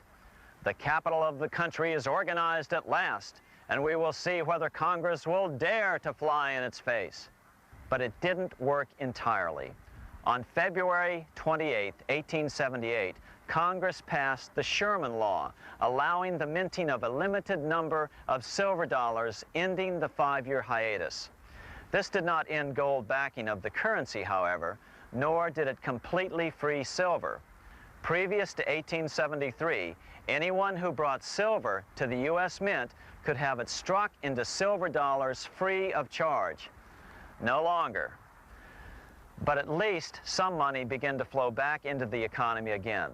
With no further threat to their control, the bankers loosened up on loans, and the post-Civil War depression was finally ended. 3 years later, the American people elected Republican James Garfield president. Garfield understood how the economy was being manipulated. As a congressman, he had been chairman of the Appropriations Committee and was a member of Banking and Currency. After his inauguration, he slammed the money changers publicly in 1881. Whoever controls the volume of money in any country is absolute master of all industry and commerce. And when you realize that the entire system is very easily controlled, one way or another, by a few powerful men at the top, you will not have to be told how periods of inflation and depression originate. Unfortunately, within a few weeks of making this statement, on July 2nd of 1881, President Garfield was assassinated.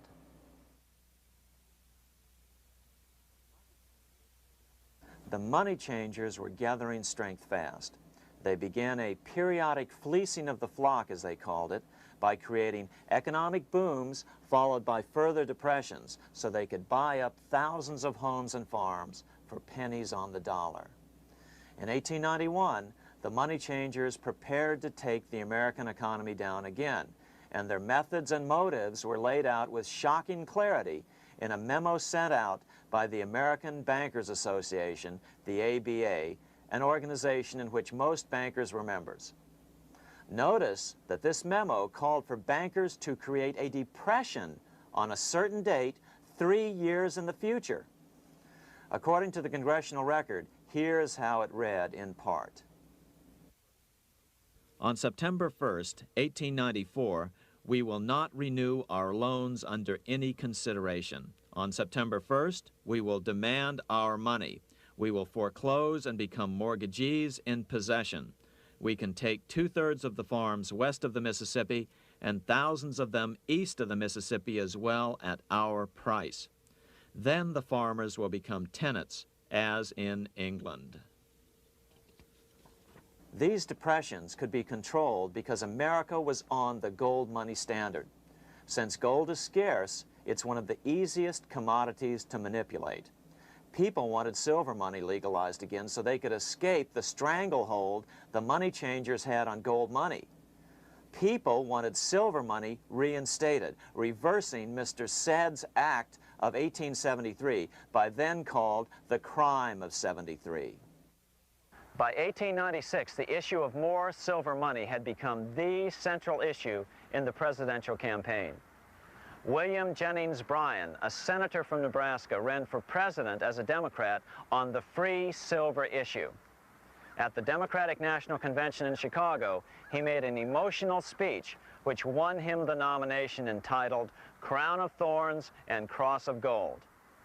Though Bryan was only 36 years old at the time, this speech is widely regarded as the most famous oration ever made before a political convention. In the dramatic conclusion, Bryan said, "We will answer their demand for a gold standard by saying to them, you shall not press down upon the brow of labor this crown of thorns. You shall not crucify mankind upon a cross of gold." The bankers lavishly supported the Republican candidate, William McKinley, who favored the gold standard. The resulting contest was amongst the most fiercely contested presidential races in American history. Bryan made over 600 speeches in 27 states. The McKinley campaign got manufacturers and industrialists to inform their employees that if Bryan were elected, all factories and plants would close and there would be no work. The ruse succeeded. McKinley beat Bryan by a small margin. Bryan ran for president again in 1900 and in 1908, but fell short each time. During the 1912 Democratic Convention, Bryan was a powerful figure who helped Woodrow Wilson win the nomination. When Wilson became president, he appointed Bryan as Secretary of State, but Bryan soon became disenchanted with the Wilson administration. Bryan served only 2 years in the Wilson administration before resigning in 1915 over the highly suspicious sinking of the Lusitania, the event which was used to drive America into World War I.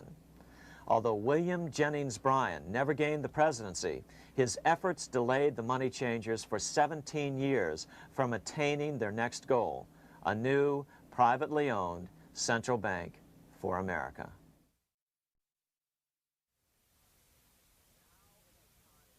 Now it was time for the money changers to get back to the business of a new private central bank for America. During the early 1900s, men like J.P. Morgan led the charge. One final panic would be necessary to focus the nation's attention on the supposed need for a central bank. The rationale was that only a central bank can prevent bank failures. Morgan was clearly the most powerful banker in America and a suspected agent for the Rothschilds. Morgan had helped finance John D. Rockefeller's Standard Oil empire. He had also helped finance the monopolies of Edward Harriman in railroads, of Andrew Carnegie in steel, and of others in numerous industries. But on top of that, J.P. Morgan's father, Junius Morgan, had been America's financial agent to the British. After his father's death, J.P. Morgan took on a British partner, Edward Grenfell, a longtime director of the Bank of England. In fact, upon Morgan's death, his estate contained only a few $1 million. The bulk of the securities most people thought he owned were, in fact, owned by others. In 1902, President Theodore Roosevelt allegedly went after Morgan and his friends by using the Sherman Antitrust Act to try to break up their industrial monopolies. Actually, Roosevelt did very little to interfere in the growing monopolization of American industry by the bankers and their surrogates. For example, Roosevelt supposedly broke up the Standard Oil monopoly, but it wasn't really broken at all. it was merely divided into 7 corporations, all still controlled by the Rockefellers. The public was aware of this thanks to political cartoonists like Thomas Nast, who referred to the bankers as the money trust. By 1907, the year after Teddy Roosevelt's re-election, Morgan decided it was time to try for a central bank again. Using their combined financial muscle, Morgan and his friends were secretly able to crash the stock market. Thousands of small banks were vastly overextended. Some had reserves of less than 1% thanks to the fractional reserve principle. Within days, bank runs were commonplace across the nation. Now Morgan stepped into the public arena and offered to prop up the faltering American economy by supporting failing banks with money he manufactured out of nothing. It was an outrageous proposal, far worse than even fractional reserve banking, but Congress let him do it. Morgan manufactured $200 million worth of this completely reserveless private money and bought things with it, paid for services with it, and sent some of it to his branch banks to lend out at interest. His plan worked. Soon, the public regained confidence in money in general and quit hoarding their currency. But as a result, banking power was further consolidated into the hands of a few large banks. By 1908, the panic was over, and Morgan was hailed as a hero by the president of Princeton University, a man by the name of Woodrow Wilson. All this trouble could be averted if we appointed a committee of 6 or 7 public-spirited men like J.P. Morgan to handle the affairs of our country. Economics textbooks would later explain that the creation of the Federal Reserve System was the direct result of the Panic of 1907. Quote, "With its alarming epidemic of bank failures, the country was fed up once and for all with the anarchy of unstable private banking," close quote. But Minnesota Congressman Charles A. Lindbergh Sr., the father of the famous aviator Lucky Lindy, later explained that the Panic of 1907 was really just a scam. Those not favorable to the money trust could be squeezed out of business, and the people frightened into demanding changes in the banking and currency laws which the money trust would frame. So, since the passage of the National Bank Act of 1863, the money changers had been able to create a series of booms and busts. The purpose was not only to fleece the American public of their property, but to later claim that the banking system was basically so unstable that it had to be consolidated into a central bank once again.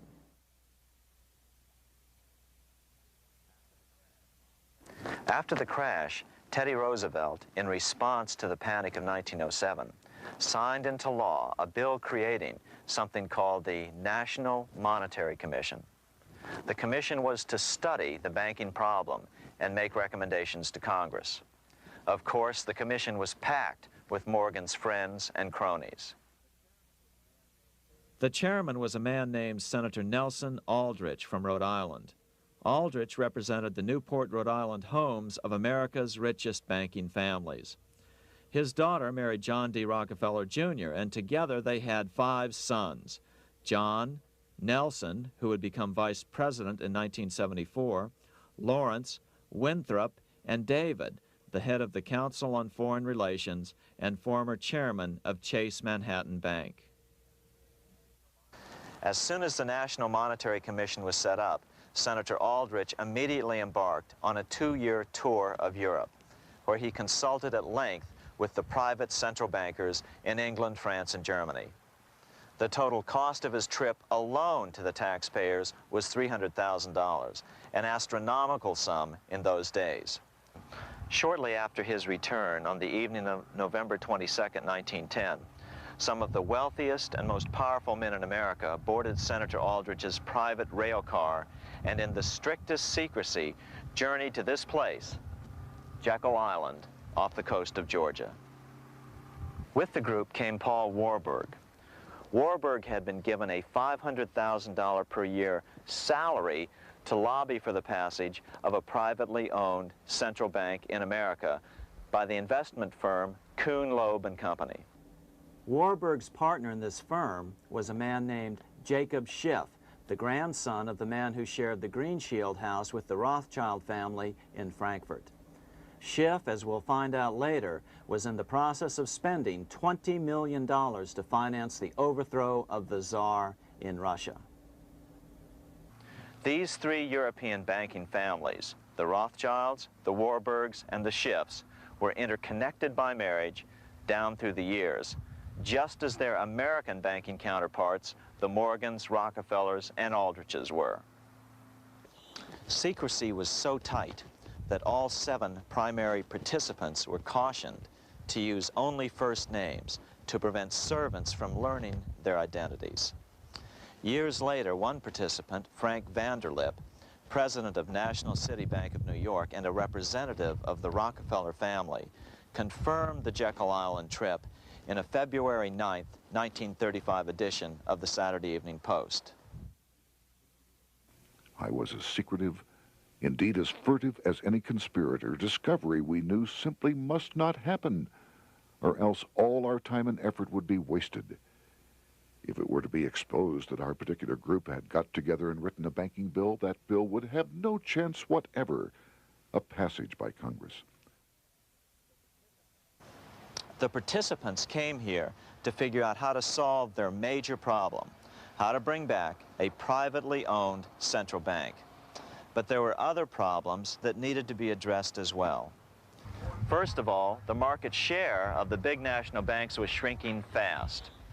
In the first 10 years of the century, the number of U.S. banks had more than doubled to over 20,000. By 1913, only 29% of all banks were national banks, and they held only 57% of all deposits. As Senator Aldrich later admitted in a magazine article,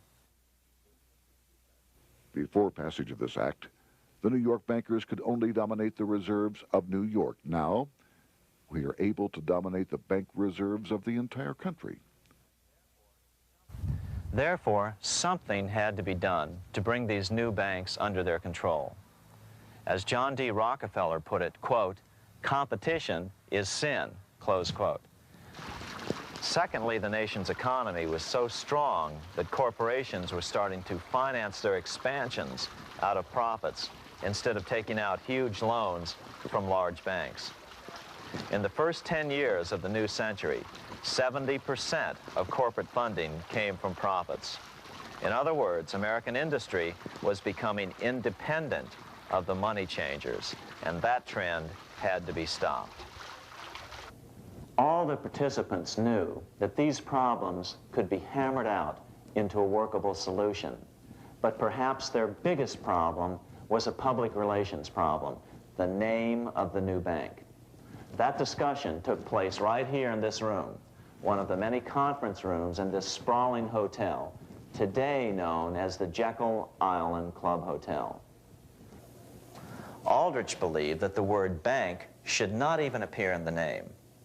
Warburg wanted to call the legislation the National Reserve Bill or the Federal Reserve Bill. The idea here was to give the impression that the purpose of the new central bank was to stop bank runs, but also to conceal its monopoly character. However, it was Aldrich, the egotistical politician, who insisted it be called the Aldrich Bill. After 9 days at Jekyll Island, the group dispersed. The new central bank would be very similar to the old Bank of the United States. It would be given a monopoly over U.S. currency and create that money out of nothing.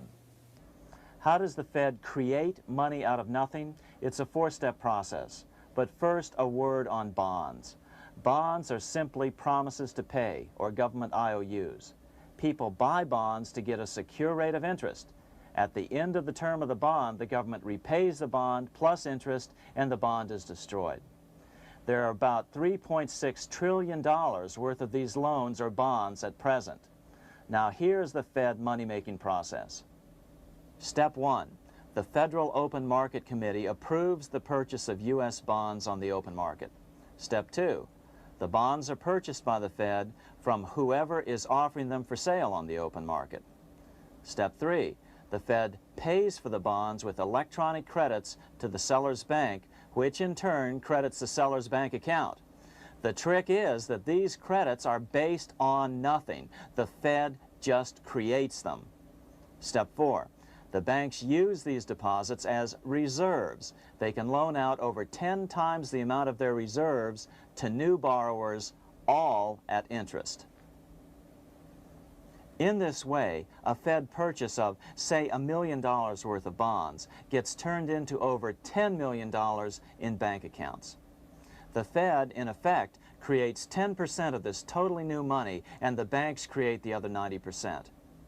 To reduce the amount of money in the economy, the process is just reversed. The Fed sells bonds to the public, and the money flows out of the purchaser's local bank. Loans must be reduced by 10 times the amount of the sale. So, a Fed sale of $1 million in bonds results in $10 million less money in the economy. So how does this benefit the bankers whose representatives huddled at Jekyll Island? First, it totally misdirected banking reform efforts from proper solutions. Second, it prevented a proper debt-free system of government finance, like Lincoln's greenbacks, from making a comeback. The bond-based system of government finance forced on Lincoln after he created greenbacks was now cast in stone. Third, it delegated to the bankers the right to create 90% of our money supply based on only fractional reserves, which they then loan out at interest. Fourth, it centralized overall control of our nation's money supply in the hands of a few men. Fifth, it established a central bank with a high degree of independence from effective political control. Soon after its creation, the Fed's great contraction in the early 1930s would cause the Great Depression. This independence has been enhanced since then through additional laws. In order to fool the public into thinking the government retained control, the plan called for the Fed to be run by a board of governors appointed by the President and approved by the Senate. But all the bankers had to do was to be sure their men got appointed to the board of governors. That wasn't hard. Bankers have money, and money buys influence over politicians. Once the participants left Jekyll Island, the public relations blitz was on. The big New York banks put together an educational fund of $5 million to finance professors at respected universities to endorse the new bank. Woodrow Wilson at Princeton was one of the first to jump on the bandwagon. But the bankers' subterfuge didn't work.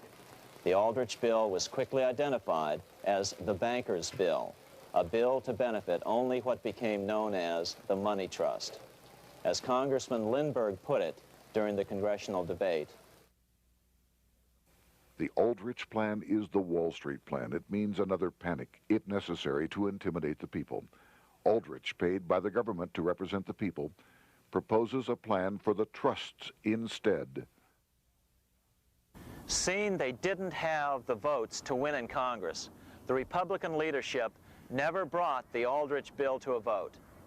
The bankers quietly decided to move to track 2, the Democratic alternative.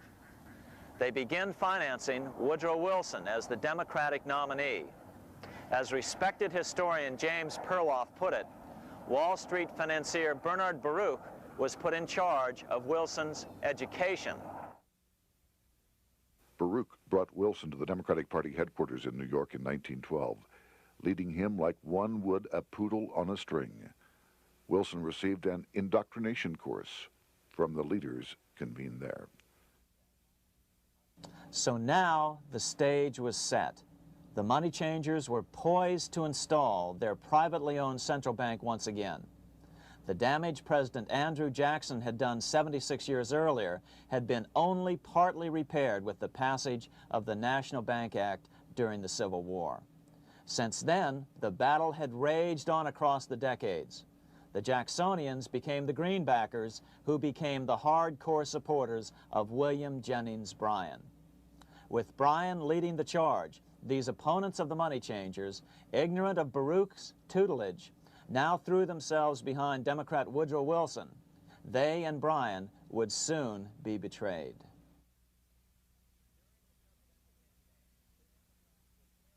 During the presidential campaign, the Democrats were careful to pretend to oppose the Aldrich bill. As Representative Lewis McFadden, himself a Democrat, as well as chairman of the House Banking and Currency Committee, explained it 20 years after the fact. The Aldrich bill was condemned in the platform. When Woodrow Wilson was nominated, the men who ruled the Democratic Party promised the people that if they were returned to power, there would be no central bank established here while they held the reins of government. 13 months later, that promise was broken, and the Wilson administration, under the tutelage of those sinister Wall Street figures who stood behind Colonel House, established here in our free country the worm-eaten, monarchical institution of the King's Bank, to control us from the top downward and to shackle us from the cradle to the grave. Once Wilson was elected, Morgan, Warburg, Baruch, and company advanced a new plan, which Warburg named the Federal Reserve System. The Democratic leadership hailed the new bill, called the Glass-Owen bill, as something radically different from the Aldrich bill. But in fact, the bill was virtually identical in every important detail. In fact, so vehement were the Democratic denials of similarity that Paul Warburg, the father of both bills, had to step in to reassure his paid friends in Congress that the two bills were virtually identical. Brushing aside the external differences affecting the shells, we find the kernels of the two systems very closely resembling and related to one another. But that admission was for private consumption only. Publicly, the money trust trotted out Senator Aldrich and Frank Vanderlip, the president of Rockefeller's National City Bank of New York and one of the Jekyll Island Seven, to oppose the new Federal Reserve System. Years later, however, Vanderlip admitted in the Saturday Evening Post that the two measures were virtually identical. Although the Aldrich Federal Reserve Plan was defeated when it bore the name Aldrich, nevertheless, its essential points were all contained in the plan that finally was adopted. As Congress neared a vote, they called Ohio attorney Alfred Crozier to testify. Crozier noted the similarities between the Aldrich bill and the Glass-Owen bill. The bill grants just what Wall Street and the big banks for 25 years have been striving for: private instead of public control of currency. It, the Glass-Owen bill, does this as completely as the Aldrich bill. Both measures rob the government and the people of all effective control over the public's money and vest in the banks exclusively the dangerous power to make money among the people scarce or plenty. During the debate on the measure, senators complained that the big banks were using their financial muscle to influence the outcome. "There are bankers in this country who are enemies of the public welfare," said one senator. What an understatement. Despite the charges of deceit and corruption, the bill was finally snuck through the Senate on December 22, 1913, after most senators had left town for the holidays, after having been assured by the leadership that nothing would be done until long after the Christmas recess. On the day the bill was passed, Congressman Lindbergh prophetically warned his countrymen that this act establishes the most gigantic trust on earth. When the president signs this bill, the invisible government by the monetary power will be legalized. The people may not know it immediately, but the day of reckoning is only a few years removed. The worst legislative crime of the ages is perpetrated by this banking bill. On top of all this, only weeks earlier, Congress had finally passed a bill legalizing income tax. Why was the income tax law important? Because bankers finally had in place a system which would run up a virtually unlimited federal debt. How would the interest on this debt be repaid? Never mind the principal. Remember, a privately owned central bank creates the principal out of nothing. The federal government was small then. Up to then, it had subsisted merely on tariffs and excise taxes. No, just as with the Bank of England, the interest payments had to be guaranteed by direct taxation of the people. The money changers knew that if they had to rely on contributions from the states, eventually the individual state legislatures would revolt and either refuse to pay the interest on their own money or at least bring political pressure to bear to keep the debt small. It is interesting to note that in 1895, the Supreme Court had found a similar income tax law to be unconstitutional. The Supreme Court even found a corporate income tax law unconstitutional in 1909. As a result, Senator Aldrich hustled a bill for a constitutional amendment allowing income tax through the Congress. The proposed 16th Amendment to the Constitution was then sent to the state legislatures for approval. But some critics claim that the 16th Amendment was never ratified by the necessary 3/4 of the states. In other words, the 16th Amendment may not be legal. But the money changers were in no mood to debate the fine points. By October of 1913, Senator Aldrich had hustled the income tax bill through Congress. Without the power to tax the people directly and bypass the states, the Federal Reserve Bill would be far less useful to those who wanted to drive America deeply into their debt. A year after the passage of the Federal Reserve Bill, Congressman Lindbergh explained how the Fed created what we have come to call the business cycle and how they use it to their advantage. To cause high prices, all the Federal Reserve Board will do will be to lower the rediscount rate, producing an expansion of credit and a rising stock market. Then, when businessmen are adjusted to these conditions, it can check prosperity in mid-career by arbitrarily raising the rate of interest.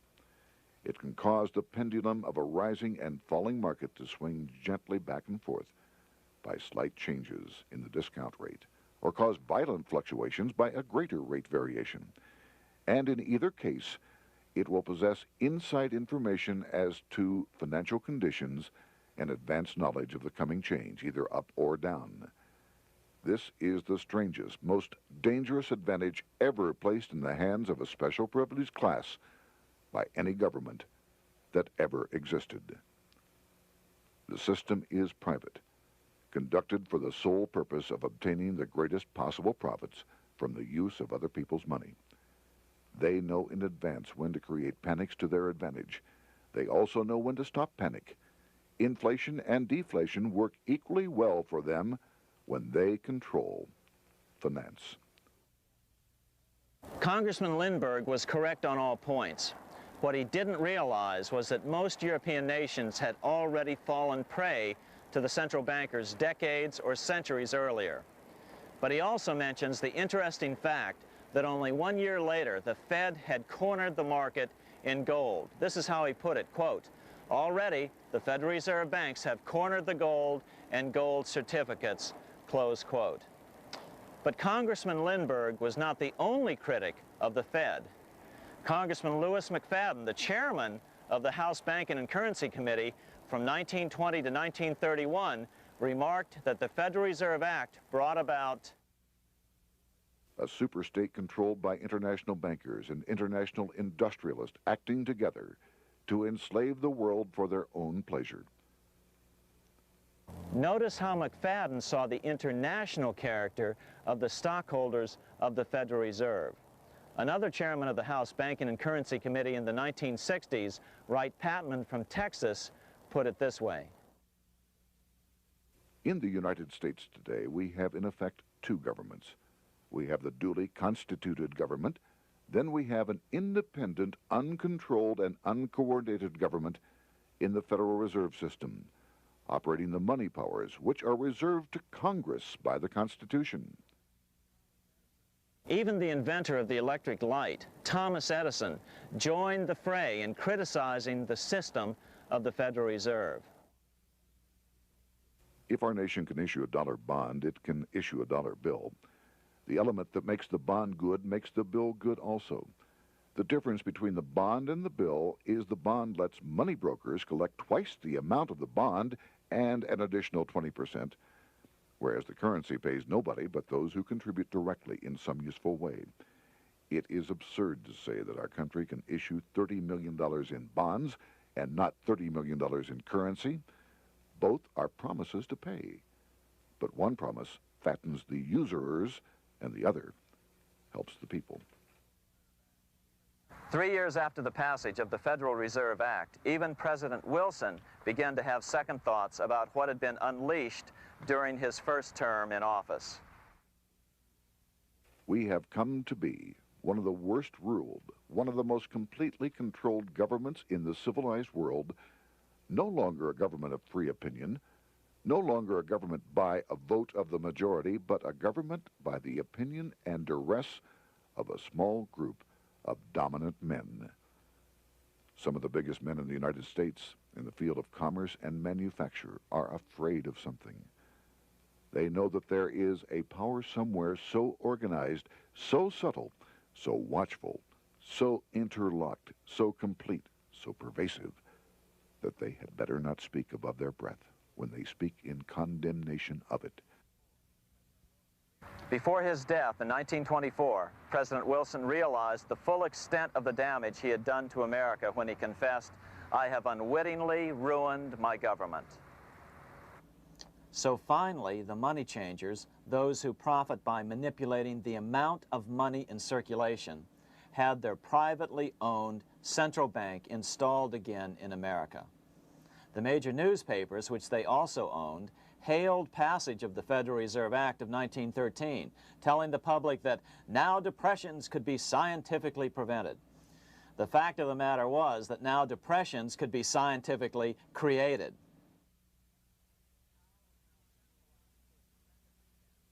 Power was now centralized to a tremendous extent. Now it was time for a war, a really big war. In fact, the First World War. Of course, to the central bankers, the political issues of war don't matter nearly as much as the profit potential, and nothing creates debts like warfare. England was the best example at that time. During the 119-year period between the founding of the Bank of England and Napoleon's defeat at Waterloo, England had been at war for 56 years, and much of the remaining time she'd been preparing for war. In World War I, the German Rothschilds loaned money to the Germans, the British Rothschilds loaned money to the British, and the French Rothschilds loaned money to the French. In America, J.P. Morgan was the sales agent for war materials to both the British and the French. In fact, 6 months into the war, Morgan became the largest consumer on earth, spending $10 million a day. His offices here at 23 Wall Street were mobbed by brokers and salesmen trying to cut a deal. In fact, it got so bad that the bank had to post guards at every door and at the partners' homes as well. Many other New York bankers made out as well from the war. President Wilson appointed Bernard Baruch to head the War Industries Board. According to historian James Perloff, both Baruch and the Rockefellers profited by some $200 million during the war. But profits were not the only motive. There was also revenge. The money changers never forgave the czars for their support of Lincoln during the Civil War. Also, Russia was the last major European nation to refuse to give in to the privately owned central bank scheme.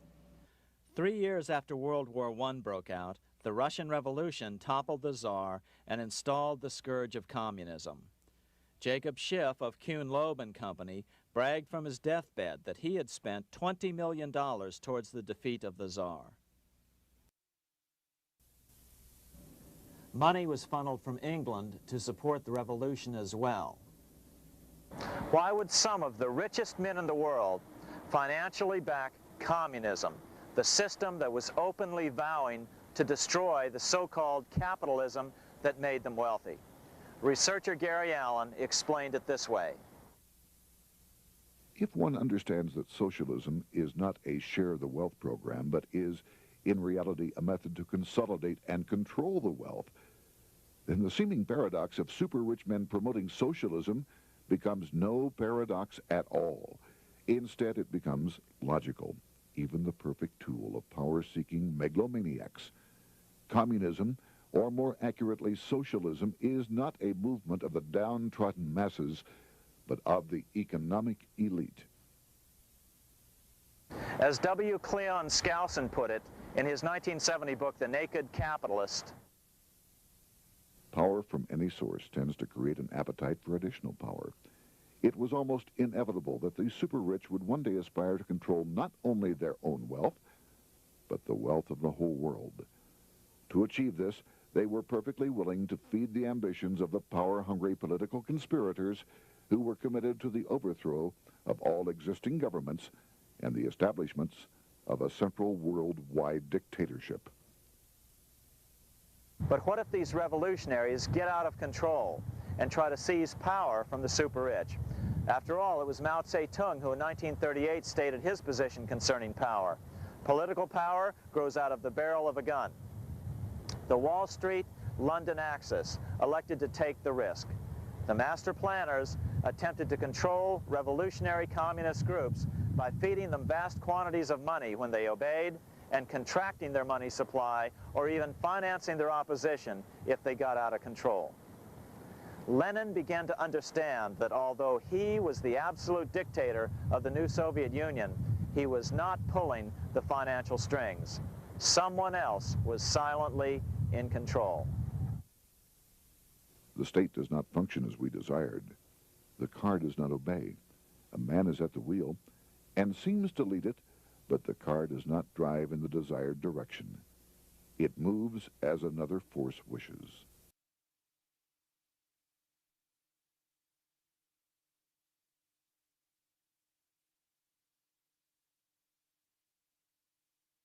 Who is behind it?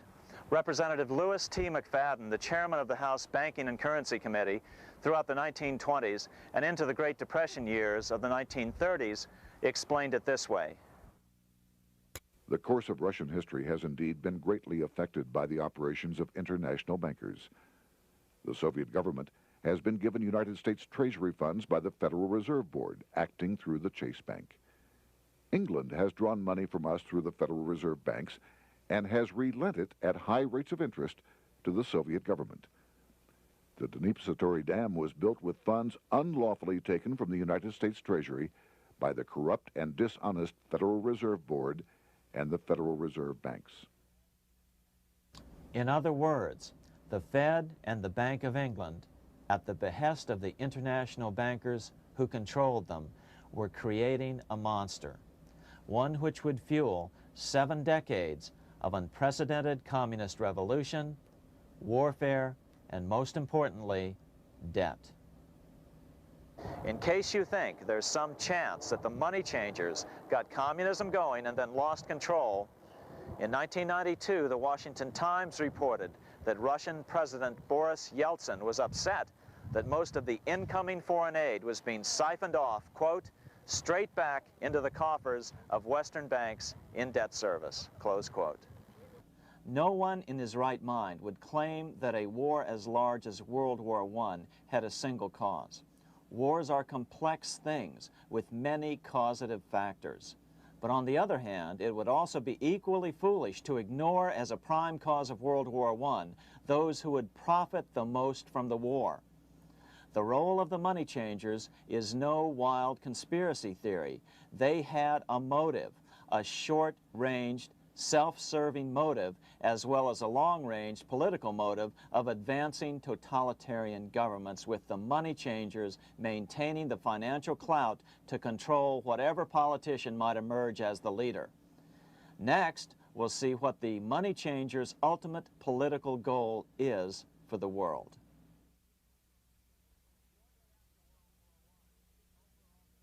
Shortly after World War I, the overall political agenda of the money changers began to be clear.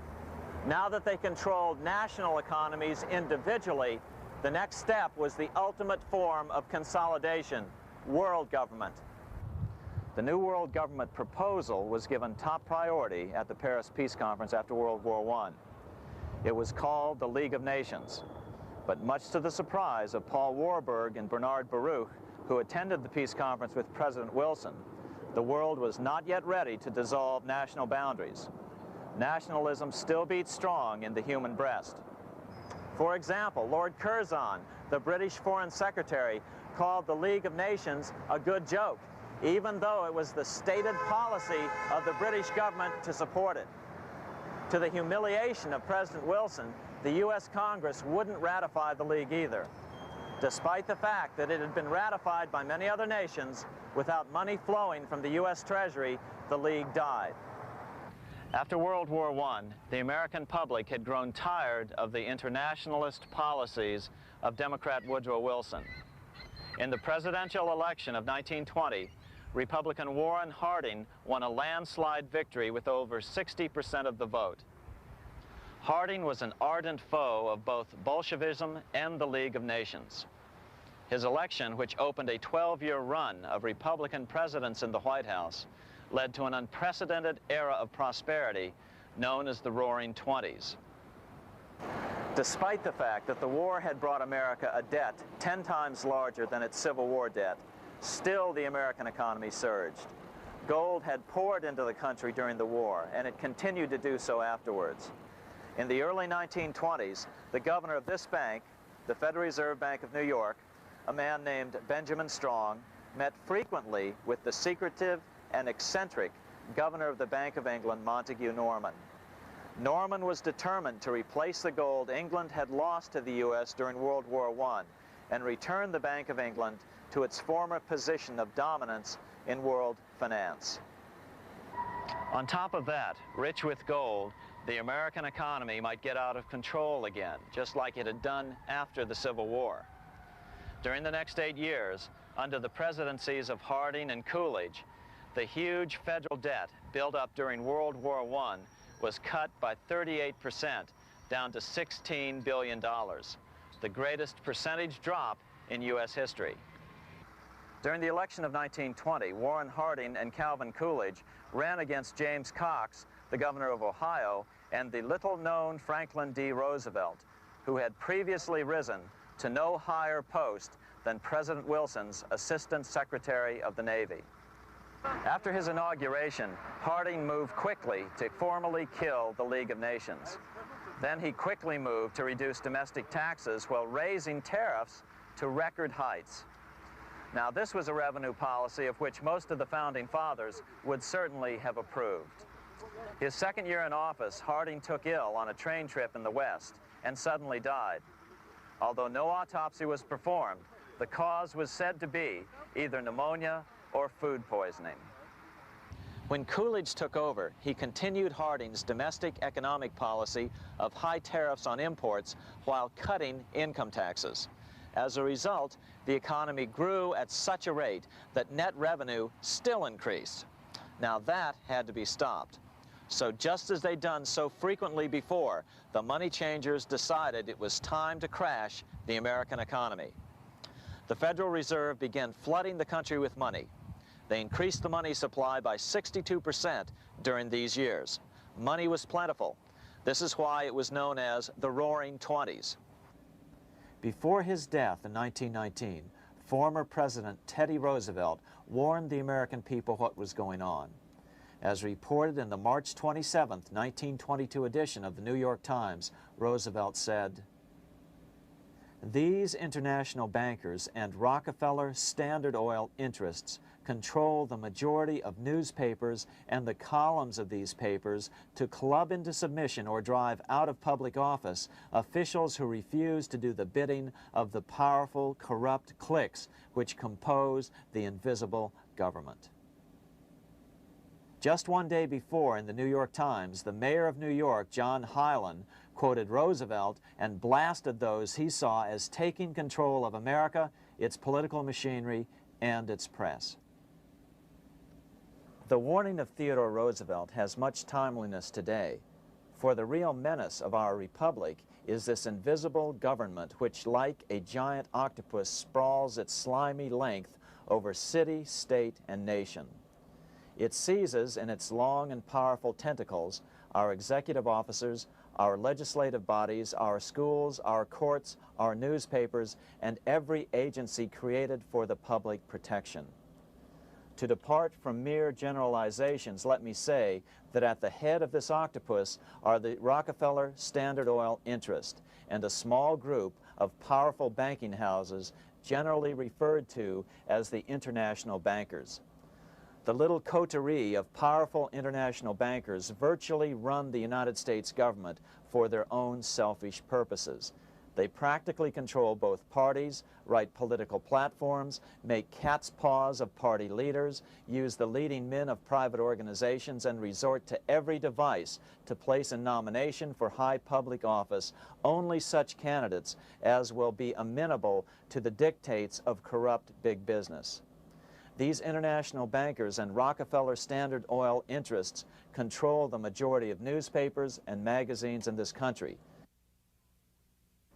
Why didn't people listen to such strong warnings and demand that Congress reverse its 1913 passage of the Federal Reserve Act? Because remember, it was the 1920s.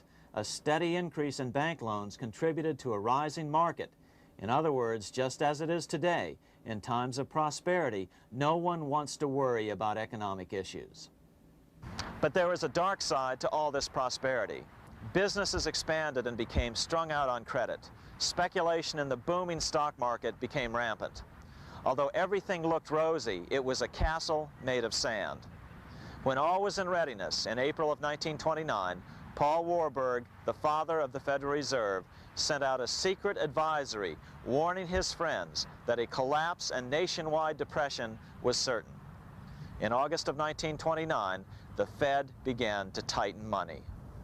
It is not a coincidence that the biographies of all the Wall Street giants of that era, John D. Rockefeller, J.P. Morgan, Bernard Baruch, etc., all marvel that they got out of the stock market just before the crash and put all their assets in cash or gold. On October 24th, 1929, the big New York bankers called in their 24-hour broker call loans. This meant that both stockbrokers and customers had to dump their stocks on the market to cover their loans, no matter what price they had to sell them for. As a result, the market tumbled, and that day was known as Black Thursday. According to John Kenneth Galbraith, writing in The Great Crash, 1929, at the height of the selling frenzy, Bernard Baruch brought Winston Churchill into the visitors' gallery of the New York Stock Exchange here to witness the panic and impress him with his power over the wild events down on the floor. Congressman Louis McFadden, chairman of the House Committee on Banking and Currency from 1920 to 1931, knew who to blame. He accused the Fed and the international bankers of orchestrating the crash. It was not accidental. It was a carefully contrived occurrence.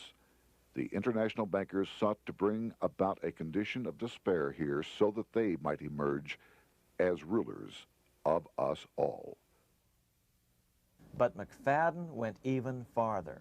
He openly accused them of causing the crash in order to steal America's gold. In February 1931, in the midst of the Depression, he put it this way. I think it can hardly be disputed that the statesmen and financiers of Europe are ready to take almost any means to reacquire rapidly the gold stock which Europe lost to America as the result of World War I. Curtis Dahl, a broker for Lehman Brothers, was on the floor of the New York Stock Exchange the day of the crash. In his 1970 book, FDR, My Exploited Father-in-Law, he explained that the crash was triggered by the planned sudden shortage of call money in the New York money market. Actually, it was the calculated shearing of the public by the world money powers triggered by the planned sudden shortage of call money in the New York money market. Within a few weeks, $3 billion of wealth simply seemed to vanish. Within a year, $40 billion had been lost. But did it really disappear? Or was it simply consolidated in fewer hands?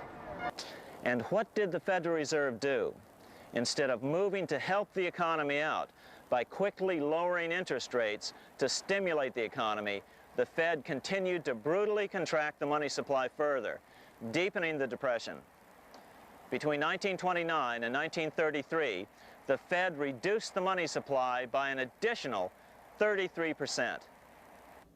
Although most Americans have never heard that the Fed was the cause of the Depression, this is well known among top economists. Milton Friedman, the Nobel Prize-winning economist, now of Stanford University, said the same thing in a National Public Radio interview in January of 1996. The Federal Reserve definitely caused the Great Depression by contracting the amount of currency in circulation by 1/3 from 1929 to 1933. But the money lost by most Americans during the Depression didn't just vanish. It was just redistributed into the hands of those who had gotten out just before the crash and had purchased gold, which is always a safe place to put your money just before a depression. But America's money also went overseas. Incredibly, as President Hoover was heroically trying to rescue banks and prop up businesses, with millions of Americans starving as the Great Depression deepened, millions of dollars were being spent rebuilding Germany from damage sustained during World War I. 8 years before Hitler would invade Poland, Representative Louis McFadden, chairman of the House Banking and Currency Committee, warned Congress that Americans were paying for Hitler's rise to power. After World War I, Germany fell into the hands of the German international bankers. Those bankers bought her, and they now own her lock, stock, and barrel.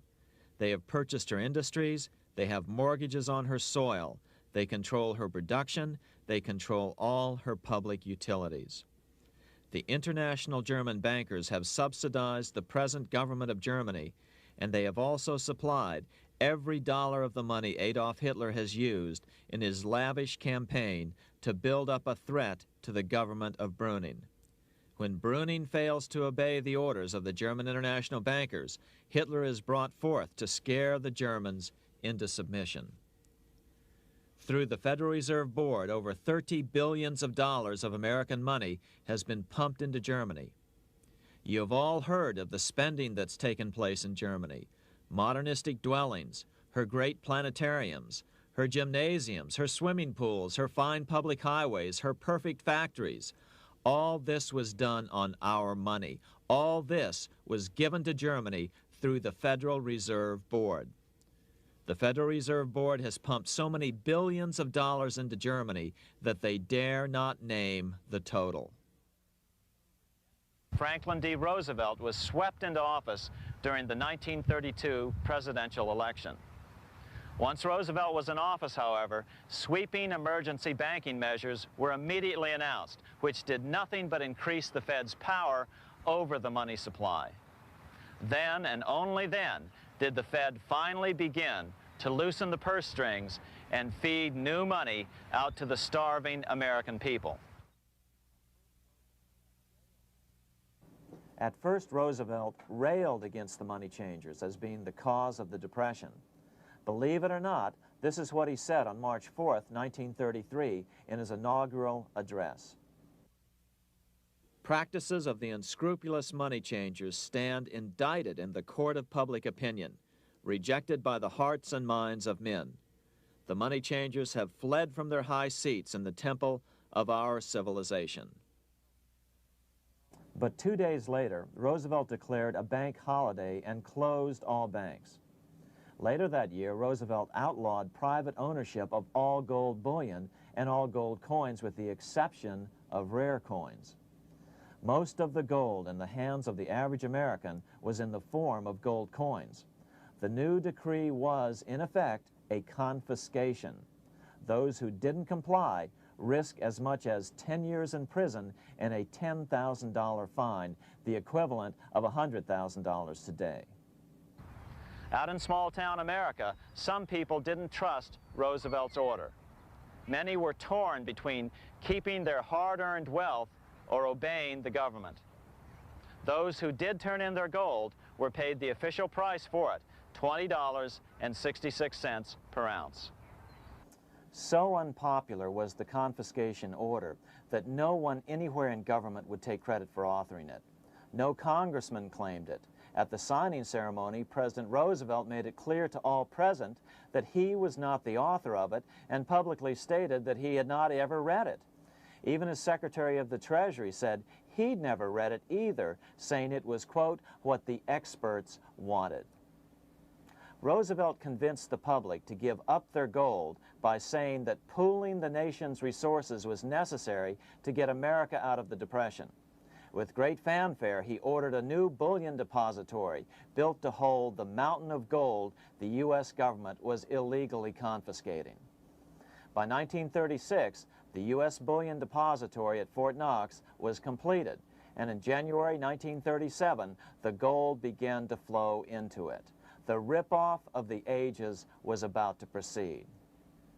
In 1935, once the gold had all been turned in, the official price of gold was suddenly raised to $35 per ounce. But the catch was, only foreigners could sell their gold at the new higher price. The money changers who had heeded Warburg's note and gotten out of the stock market just before the crash and bought gold at $20.66 per ounce, then shipped it to London, could now bring it back and sell it back to the government, nearly doubling their money while the average American starved. The Fort Knox Bullion Depository sits here in the middle of the Fort Knox Military Reservation, 30 miles southwest of Louisville, Kentucky. This was as close as we were permitted to get to the depository despite years of letters from members of Congress to allow our film crew inside. The 4-acre grounds immediately surrounding the building are guarded by an electrified steel fence, an open moat, and 4 machine-gun-armed guard pillboxes at the structure's corners. When the gold began arriving on January 13, 1937, there was unprecedented security. Thousands of official guests watched the arrival of a 9-car train from Philadelphia, guarded by armed soldiers, postal inspectors, Secret Servicemen, and guards from the U.S. Mint. It was all great theater. America's gold supply from across the land had been pooled, supposedly for the public benefit, and then safely tucked into Fort Knox. But all that security would soon be breached by the government itself.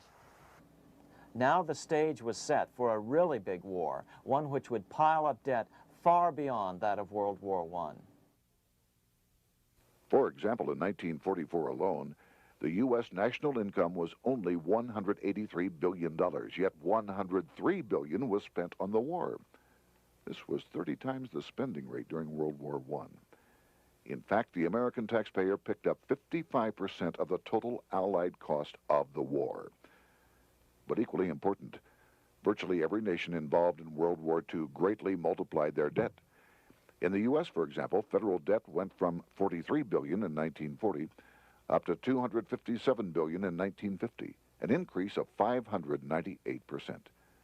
Between 1940 and 1950, Japanese debt swelled 1,348%. French debt grew 583%, and Canadian debt soared 417%. After the war, the world was now divided into 2 economic camps: communist command economies on the one hand versus monopoly capitalists on the other, set to fight it out in one perpetual and highly profitable arms race. It was finally time for the central bankers to embark in earnest on their 3-step plan to centralize the economic systems of the entire world and finally bring about their global government or New World Order. The phases of this plan were: Step 1, central bank domination of national economies worldwide. Step 2, centralize regional economies through organizations such as the European Monetary Union and regional trade unions such as NAFTA. Step 3, centralize the world economy through a world central bank, a world money, and ending national independence through abolition of all tariffs by treaties like GATT. Step 1 was completed long ago. Steps 2 and 3 are far advanced, nearing completion. What about gold? Among central banks, the largest holder of gold is now the IMF. It and central banks now control 2/3 of the world's gold supply, giving them the ability to manipulate the gold market. Remember the money changer's golden rule: he who has the gold makes the rules. But before we get into solutions to our problem, let's take a look at what happened to all that gold in Fort Knox. Because if we don't understand that the gold has been stolen, we'll allow ourselves to be stampeded into the wrong solution: a gold-backed currency. Most Americans still believe that the gold is still here at Fort Knox. At the end of World War II, Fort Knox contained over 700 million ounces of gold, an incredible 70% of all the gold in the world. How much remains? No one knows. Despite the fact that federal law requires an annual physical audit of Fort Knox gold, the Treasury has consistently refused to conduct one. The truth is that a reliable audit of whatever remains here has not been conducted since President Eisenhower ordered one in 1953. Where did America's gold in Fort Knox go? Over the years, it was sold off to European money changers at the $35 per ounce price. Remember, this was during a time when it was illegal for Americans to buy any of their own gold from Fort Knox. In fact, there was a very infamous case where the Firestone family set up a string of dummy corporations to purchase Fort Knox gold and keep it in Switzerland, never hitting U.S. shores. They were eventually caught, however, and successfully prosecuted. Finally, by 1971, all the pure gold had been secretly removed from Fort Knox, drained back to London.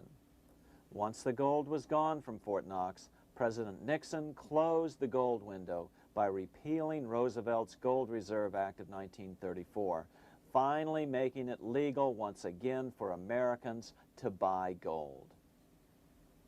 Naturally, gold prices immediately began to soar. 9 years later, gold sold for $880 per ounce, 25 times what the gold in Fort Knox was sold for. One would think that eventually someone in the government would get wind of what was happening and blow the whistle. The largest fortune in the history of the world stolen. Shades of the old James Bond film, Goldfinger. Well, as a matter of fact, Ian Fleming, the author of the James Bond series, was head of the British counterintelligence service, MI5. Some believe in the intelligence community that he wrote much of his fiction as a warning, as many authors of fiction do. If the removal of all the good delivery gold from Fort Knox can be viewed as a deliberate raid on the U.S. Treasury, then such an operation might well have been years in the making, namely 40 years. Certainly enough time for Fleming to get wind of it and try to prevent it. So just how did the story of the Fort Knox gold robbery get out? It all started with an article in a New York periodical in 1974. The article charged that the Rockefeller family was manipulating the Federal Reserve to sell off Fort Knox gold at bargain basement prices to anonymous European speculators. 3 days later, the anonymous source of the story, Louise Auchincloss Boyer, mysteriously fell to her death from the window of her 10th floor apartment in New York. How would Mrs. Boyer have known of the Rockefeller connection to the Fort Knox gold heist? She was the longtime secretary of Nelson Rockefeller. For the next 14 years, this man, Ed Durrell, a wealthy Ohio industrialist, devoted himself to a quest for the truth concerning the Fort Knox gold. He wrote thousands of letters to over 1,000 government and banking officials, trying to find out how much gold was really left and where the rest of it had gone. Edith Roosevelt, the granddaughter of President Teddy Roosevelt, questioned the actions of the government in a March 1975 edition of the New Hampshire Sunday News. Allegations of missing gold from our Fort Knox vaults are being widely discussed in European financial circles. But what is puzzling is that the administration is not hastening to demonstrate conclusively that there is no cause for concern over our gold treasure, if indeed it is in a position to do so. Unfortunately, Ed Durrell never did accomplish his primary goal, a full audit of the gold reserves in Fort Knox. It's incredible that the world's greatest treasure has had little accounting or auditing. This gold belonged to the American people, not the Federal Reserve and their foreign owners. One thing is certain, the government could blow all of this speculation away in a few days with a well-publicized audit under the searing lights of media cameras. it has chosen not to do so. One must conclude that they are afraid of the truth such an audit would reveal. What is the government so afraid of? Here's the answer. When President Ronald Reagan took office in 1981, his conservative friends urged him to study the feasibility of returning to a gold standard as the only way to curb government spending. It sounded like a reasonable alternative, so President Reagan appointed a group of men called the Gold Commission to study the situation and report back to Congress.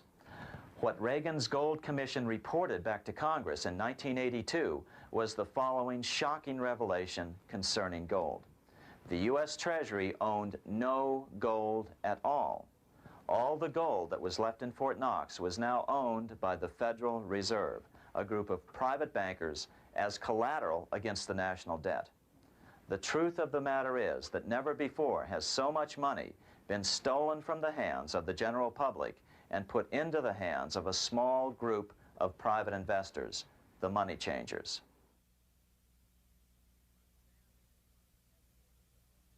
I'm standing in front of the headquarters of the International Monetary Fund located in Washington, D.C. Across the street, right over there, is the headquarters of the World Bank. What are these organizations and who controls them? And most importantly, are they about to create a huge worldwide depression?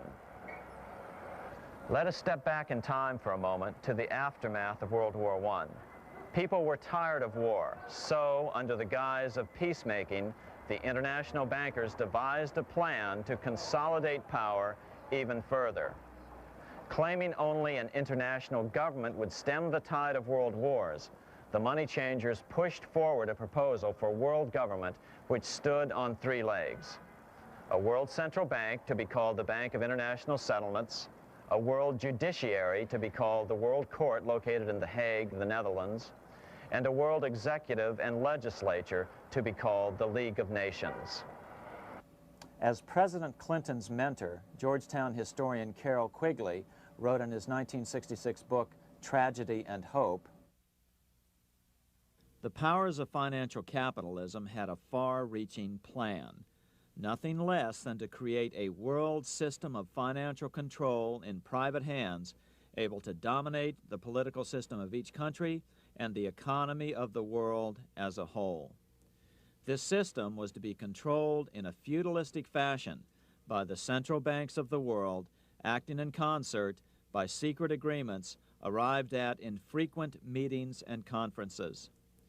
The apex of the system was to be the Bank for International Settlements in Bâle, Switzerland, a private bank owned and controlled by the world central banks, which were themselves private corporations. Each central bank sought to dominate its government by its ability to control treasury loans, to manipulate foreign exchanges, to influence the level of economic activity in the country, and to influence cooperative politicians by subsequent economic rewards in the business world. Despite intense pressure from the international bankers and the press, a handful of U.S. senators, led by Senator Henry Cabot Lodge, kept the U.S. out of these schemes. Without U.S. participation, the League was doomed. Incredibly, even though the U.S. rejected the World Central Bank, the BIS, the New York Federal Reserve ignored its government and arrogantly sent representatives to Switzerland to participate in the central bankers' meeting right up until 1994, when the U.S. was finally officially dragged into it. Their world government schemes thwarted, the bankers resorted to the old formula: another war to wear down the resistance to world government while reaping handsome profits. To this end, Wall Street helped resurrect Germany through the Thyssen banks, which were affiliated with the Harriman interest in New York, just as the Chase Bank had assisted in the financing of the Bolshevik Revolution in Russia during World War I. Chase Bank was controlled by the Rockefeller family. Subsequently, it was merged with Warburg's Manhattan Bank to form the Chase Manhattan Bank. Now this has merged with Chemical Bank of New York, making it the largest Wall Street bank. Their strategy worked. Even before World War II was over, world government was back on track. In 1944, at Bretton Woods, New Hampshire, the International Monetary Fund and the World Bank were approved with full U.S. participation. The Second League of Nations, renamed the United Nations, was approved in 1945. Soon, a new international court system was functioning as well. All effective opposition to these international bodies before the war had evaporated in the heat of war, just as planned. These new organizations simply repeated on a world scale what the National Banking Act of 1864 and the Federal Reserve Act of 1913 had established in the U.S. They created a banking cartel composed of the world's central banks, which gradually assumed the power to dictate credit policies to the banks of all the nations. For example, just as the Federal Reserve Act authorized the creation of a new national fiat currency called Federal Reserve Notes, the IMF has been given the authority to issue a world fiat money called Special Drawing Rights, or SDRs. To date, the IMF has created in excess of $30 billion worth of SDRs.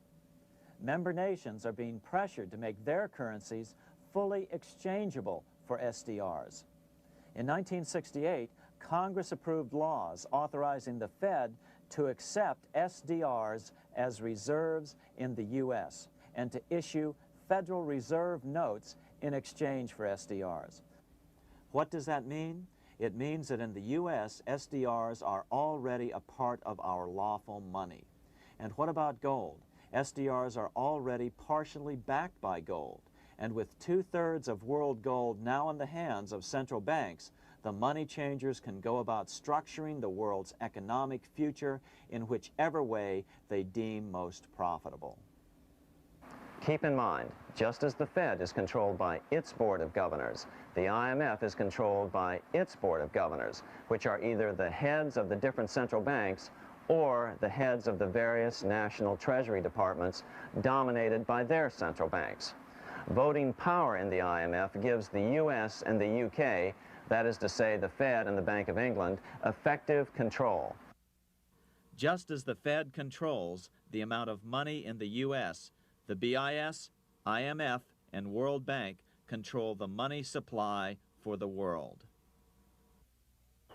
So we see the repetition of the old goldsmith's fraud replicated on the national scale with central banks like the Fed and on the international scale by the three arms of the world central bank.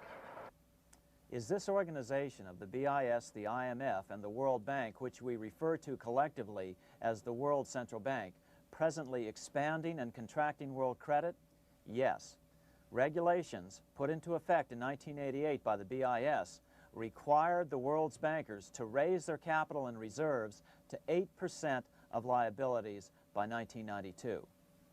Increased capital requirements put an upper limit to the fractional reserve lending, similar to the way cash reserve requirements do.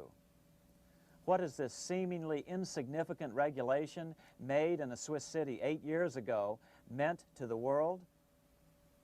It means our banks cannot loan more and more money to buy more and more time before the next depression, as a maximum loan ratio is now set.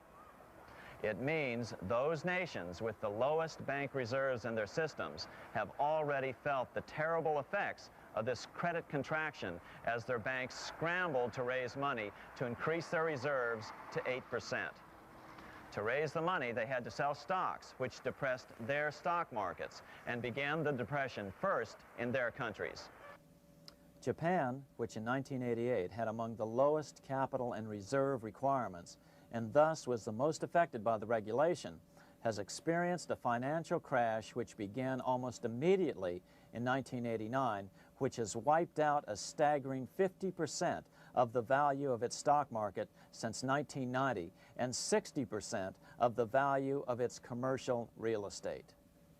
The Bank of Japan has lowered its interest rates to 1/2 of 1%, practically giving away money to resurrect the economy, but still the depression worsens. Due to the $20 billion U.S. bailout of Mexico, the financial collapse in that nation is already known here. Yet despite the bailout, the economy continues to be a disaster. One huge debt after another is rolled over as new loans are being made simply to enable Mexico to pay the interest on the old loans. In the south of Mexico, the poor have been in open revolt as every spare peso is being siphoned out of the country to make interest payments. It is important to note that a radical transfer of power is taking place as nations become subservient to a supranational world central bank controlled by a handful of the world's richest bankers. As the IMF creates more and more SDRs by the stroke of a pen on IMF ledgers, more and more nations borrow them to pay interest on their mounting debts and gradually fall under the control of the faceless bureaucrats of the World Central Bank. As the worldwide depression worsens and spreads, this will give the World Central Bank the power of economic life and death over these nations. It will decide which nations will be permitted to receive further loans and which nations will starve. Despite all the rhetoric about development and the alleviation of poverty, the result is a steady transfer of wealth from the debtor nations to the money changers' central banks which control the IMF and the World Bank. For example, in 1992, the third world debtor nations, which borrowed from the World Bank, paid $198 million more to the central banks of the developed nations for World Bank-funded purposes than they received from the World Bank. All this increases their permanent debt in exchange for temporary relief of poverty caused by prior borrowings. Already, these repayments exceed the amount of the new loans. By 1992, Africa's external debt had reached $290 billion, 2.5 times greater than in 1980, resulting in skyrocketing infant mortality rates and unemployment, deterioration of schools, housing, and the general health of the people. The entire world faces the immeasurable suffering already destroying the third world and now Japan, all for the benefit of the money changers. As one prominent Brazilian politician put it, "The Third World War has already started. It is a silent war, not for that reason any less sinister. The war is tearing down Brazil, Latin America, and practically all the Third World. Instead of soldiers dying, there are children. It is a war over the Third World debt, one which has as its main weapon interest, a weapon more deadly than the atom bomb, more shattering than a laser beam."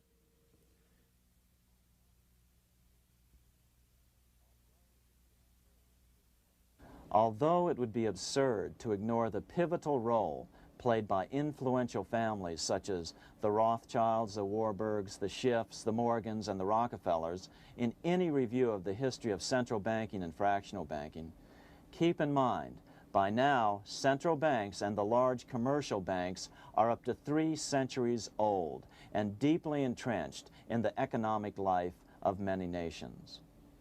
These banks are no longer dependent on clever individuals such as a Nathan Rothschild.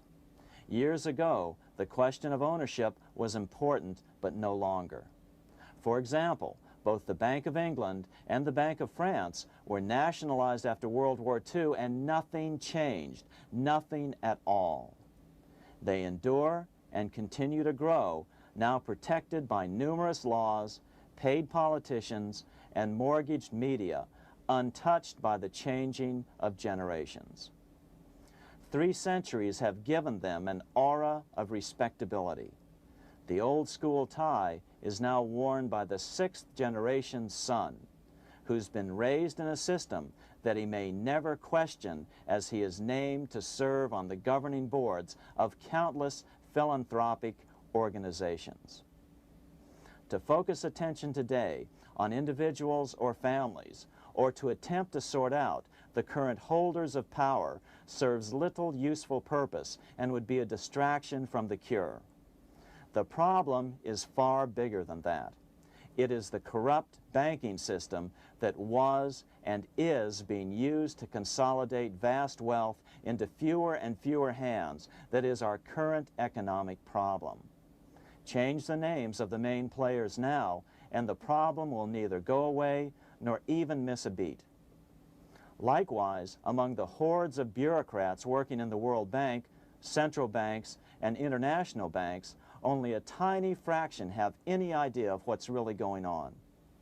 No doubt they'd be horrified to learn that their work is contributing to the terrible impoverishment and gradual enslavement of mankind to a few incredibly rich plutocrats.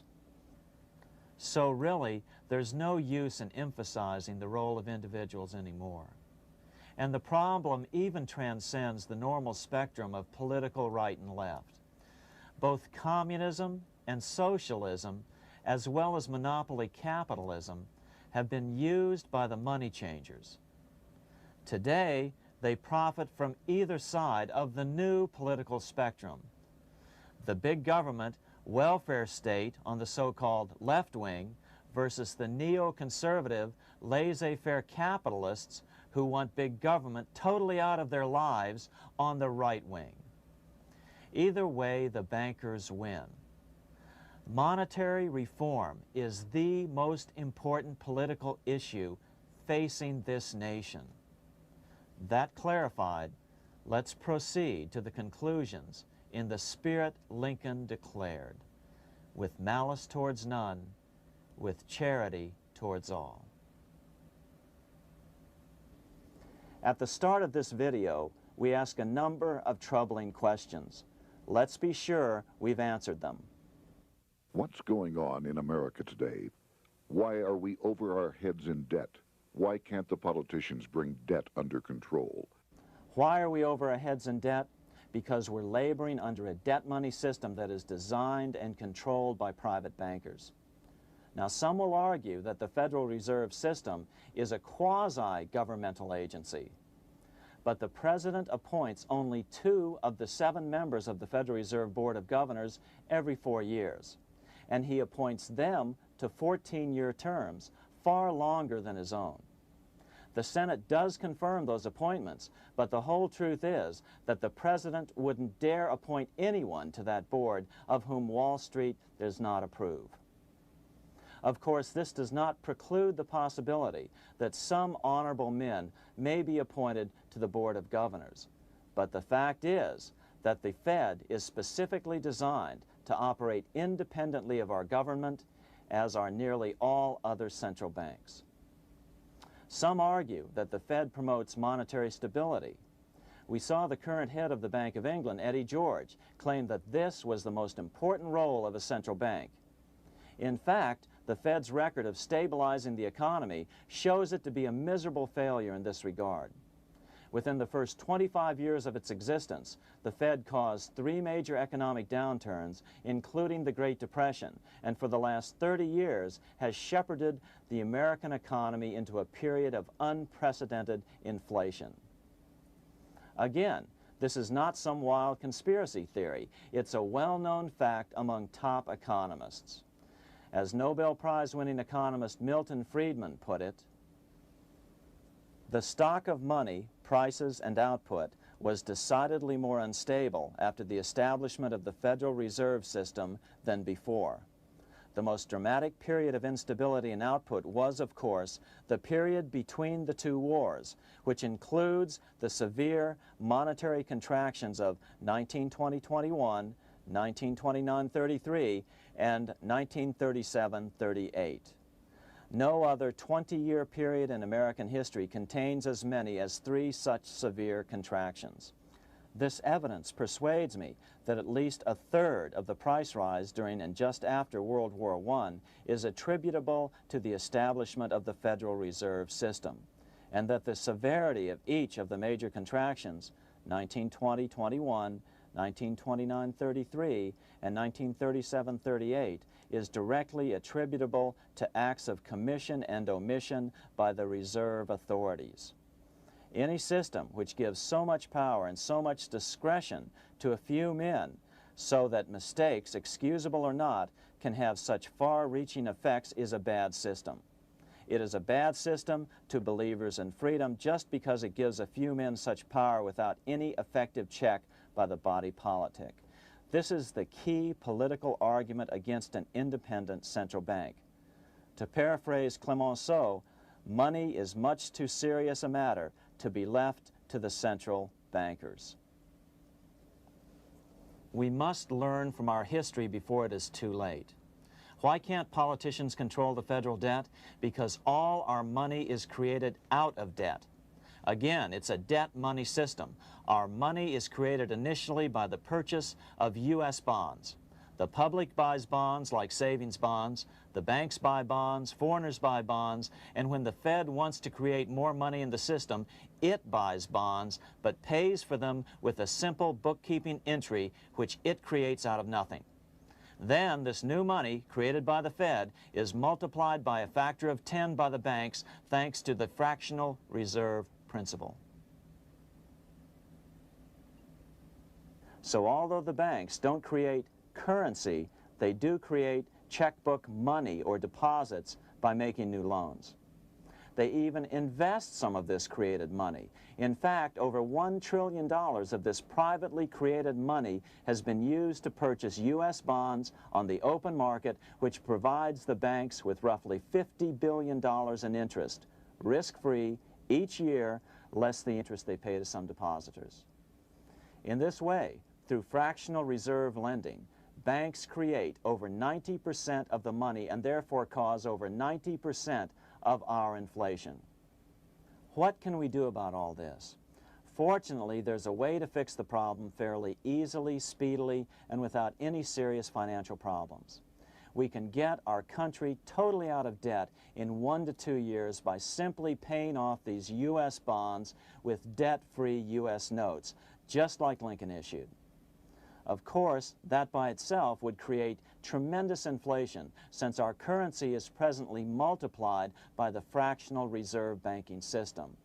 But here's the ingenious solution, advanced in part by Milton Friedman, to keep the money supply stable and avoid inflation and deflation while the debt is retired. As the Treasury buys up its bonds on the open market with U.S. notes, the reserve requirements of your hometown local bank will be proportionally raised, so the amount of money in circulation remains constant. As those holding bonds are paid off in U.S. notes, they will deposit this money, thus making available the currency then needed by the banks to increase their reserves. Once all the U.S. bonds are replaced with U.S. notes, banks will be at 100% reserve banking instead of the fractional reserve system currently in use. From this point on, the former Fed buildings will only be needed as a central clearinghouse for checks and as vaults for U.S. notes. The Federal Reserve Act will no longer be necessary and could be repealed. Monetary power can be transferred back to the Treasury Department. There would be no further creation or contraction of money by banks. By doing it this way, our national debt can be paid off in a single year or so, and the Fed and fractional reserve banking abolished without national bankruptcy, financial collapse, inflation or deflation, or any significant change in the way the average American goes about his business. To the average person, the primary difference would be that for the first time since the Federal Reserve Act was passed in 1913, taxes would begin to go down.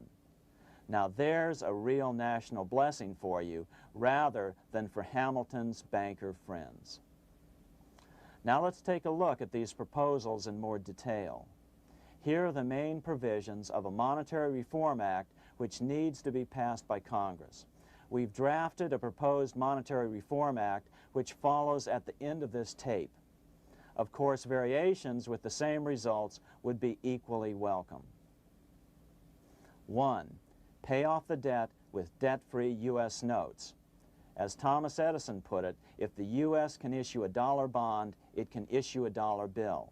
They both rest purely on the faith and credit of the United States government. This amounts to a simple substitution of one type of government obligation for another, One bears interest, the other doesn't. Federal Reserve notes could be used for this as well, but could not be printed after the Fed's abolished as we propose, so we suggest using U.S. notes instead. 2. Abolish fractional reserve banking. As the debt is paid off, the reserve requirements of all banks and financial institutions would be raised proportionally at the same time to absorb the new U.S. notes, which would be deposited and become the bank's increased reserves. Towards the end of the first year of the transition period, the remaining liabilities of financial institutions would be assumed or acquired by the U.S. government in a one-time operation. In other words, they too would eventually be paid off with debt-free U.S. notes in order to keep the total money supply stable. At the end of the first year or so, all of the national debt would be paid, and we could start enjoying the benefits of full reserve banking. The Fed would be obsolete, an anachronism. 3. Repeal the Federal Reserve Act of 1913 and the National Banking Act of 1864. These acts delegate the money power to a private banking monopoly. They must be repealed and the money power handed back to the Department of Treasury where they were initially under President Abraham Lincoln. No banker or person in any way affiliated with financial institutions should be allowed to regulate banking. After the first two reforms, these acts would serve no useful purpose anyway, since they relate to a fractional reserve banking system. 4. Withdraw the U.S. from the IMF, the BIS, and the World Bank. These institutions, like the Federal Reserve, are designed to further centralize the power of the international bankers over the world's economy, and the U.S. must withdraw from them. Their harmless functions, such as currency exchange, can be accomplished either nationally or in new organizations limited to those functions.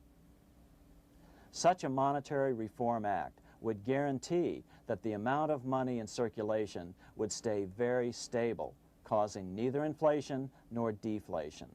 Remember, for the last 3 decades, the Fed has doubled the American money supply every 10 years. That fact and fractional reserve banking are the real causes of inflation and the reduction in our buying power, a hidden tax. These and other taxes are the real reasons both parents now have to work just to get by. The money supply should increase slowly to keep prices stable, roughly in proportion to population growth, about 3% per year, not at the whim of a group of bankers meeting in secret. In fact, all future decisions on how much money will be in the American economy must be made based on statistics of population growth and the price level index. The new monetary regulators and the Treasury Department, perhaps called the Monetary Committee, would have absolutely no discretion in this matter except in time of declared war. This would ensure a steady, stable money growth of roughly 3% per year, resulting in stable prices and no sharp changes in the money supply. To make certain the process is completely open and honest, all deliberations would be public, not secret, as meetings of the Fed's Board of Governors are today. How do we know this will work?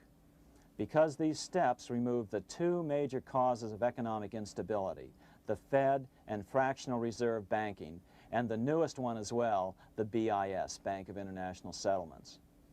But most importantly, the danger of a severe depression would be eliminated. Let's listen to Milton Friedman on the single cause of severe economic depressions. I know of no severe depression in any country or any time that was not accompanied by a sharp decline in the stock of money, and equally of no sharp decline in the stock of money that was not accompanied by a severe depression. Issuing our own currency is not a radical solution. It's been advocated by Presidents Jefferson, Madison, Jackson, Van Buren, and Lincoln. But it's been used at different times throughout Europe as well. Perhaps the best example is one of the small islands off the coast of France in the English Channel. Called Guernsey, it's been using debt-free money issues to pay for large building projects for nearly 200 years. Here we are on Guernsey, and this is the Guernsey Flower and Vegetable Market. Guernsey is one of the most successful examples of just how well a debt-free money system can work.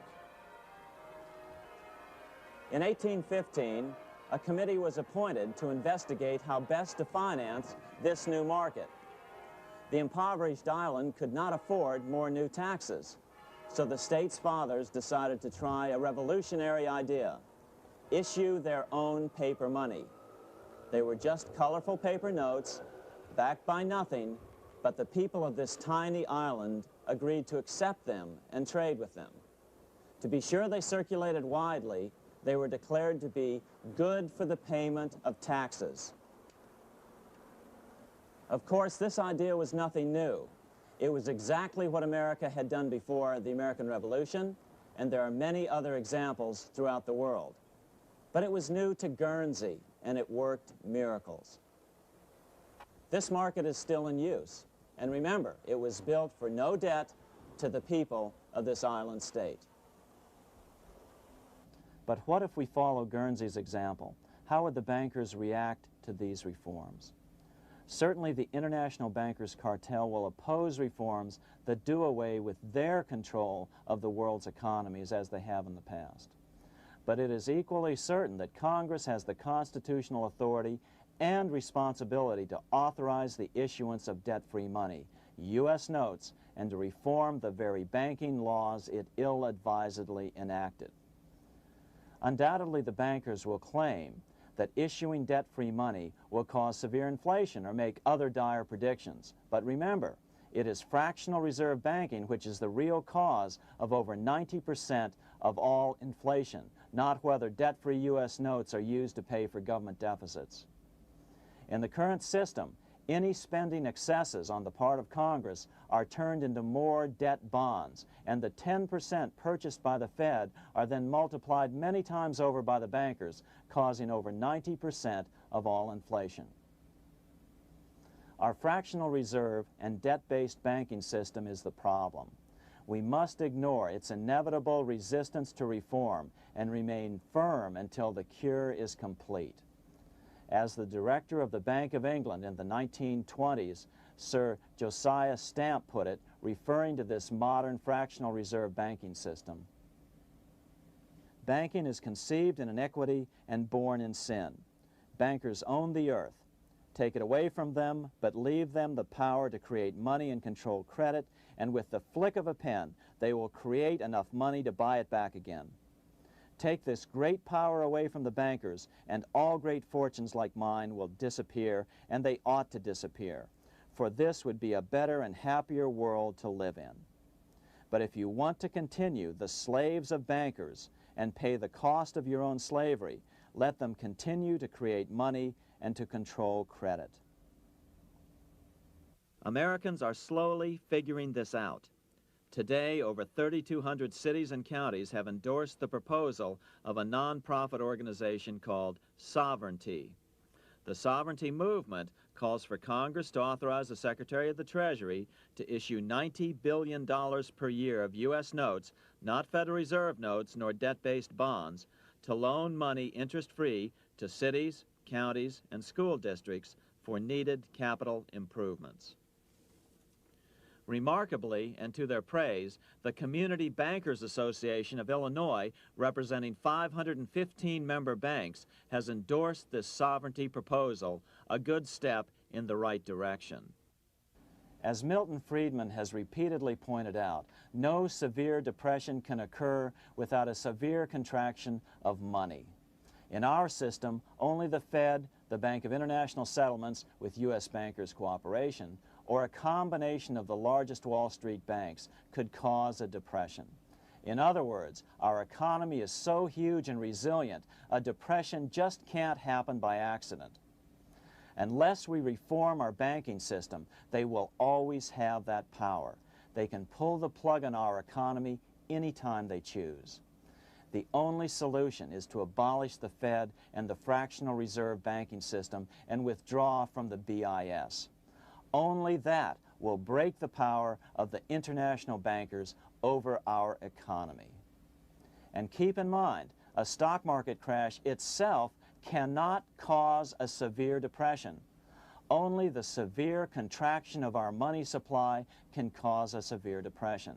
The stock market crash of 1929 only wiped out market speculators, mostly the small to medium ones, resulting in $3 billion in wealth changing hands. But it served as a smokescreen for a 33% contraction in credit by the Fed over the next 4 years, which resulted in over $40 billion in wealth from the American middle class being transferred to the big banks.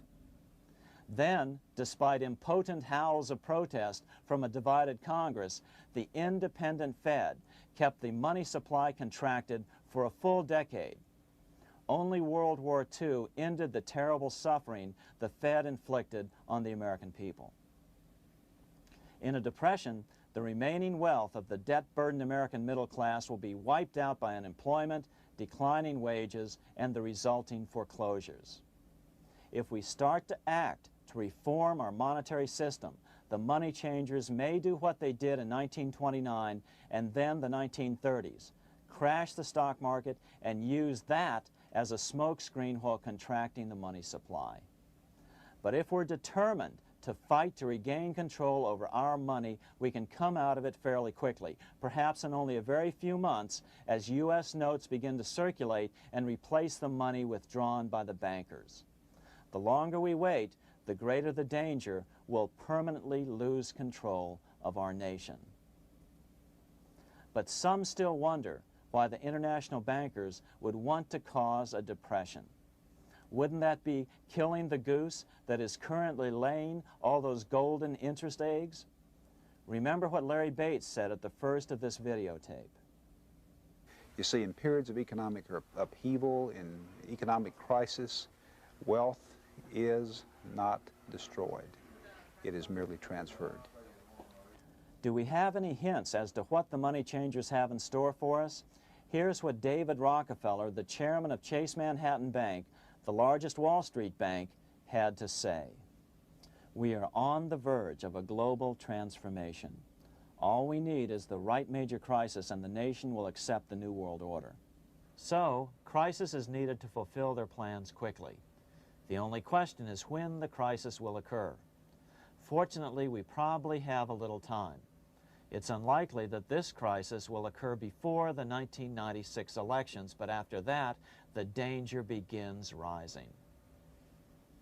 But whether or not they decide to cause a crash or a depression through relentless increases in taxes and the loss of hundreds of thousands of jobs being sent overseas thanks to trade agreements such as GATT and NAFTA, the American middle class is an endangered species.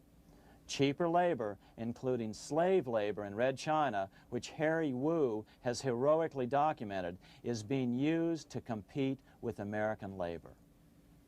In other words, money is being consolidated in fewer and fewer hands as never before in the history of this nation or the world. Without reform, the American middle class will soon be extinct, leaving only the very rich few and the very many poor, as has already occurred in most of the world. We've been warned of all this by congressmen, presidents, industrialists, and economists down through the years. Religious leaders, too, have seen the danger. About 1898, during the time of William Jennings Bryan, Pope Leo XIII put it this way. On the one side, there is the party which holds the power because it holds the wealth, which has in its grasp all labor and all trade, which manipulates for its own benefit and its own purposes all the sources of supply, and which is powerfully represented in the councils of state itself. On the other side, there is the needy and powerless multitude, sore and suffering.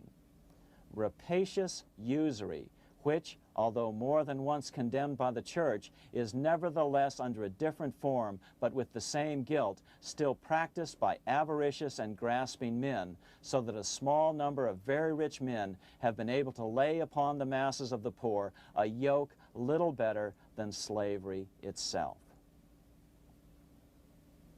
More recently, during America's Great Depression, Pope Pius XI spoke of the same problem. In our days, not alone is wealth accumulated, but immense power and despotic economic domination is concentrated in the hands of a few.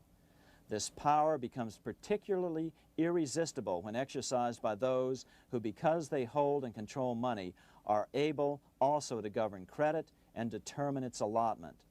For this reason, supplying, so to speak, the lifeblood to the entire economic body and grasping, as it were, in their hands the very soul of the economy, so that no one dare breathe against their will. Educate your friends.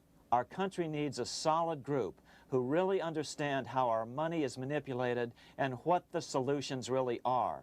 Because if a depression comes, there will be those who call themselves conservatives who will come forward advancing solutions framed by the international bankers.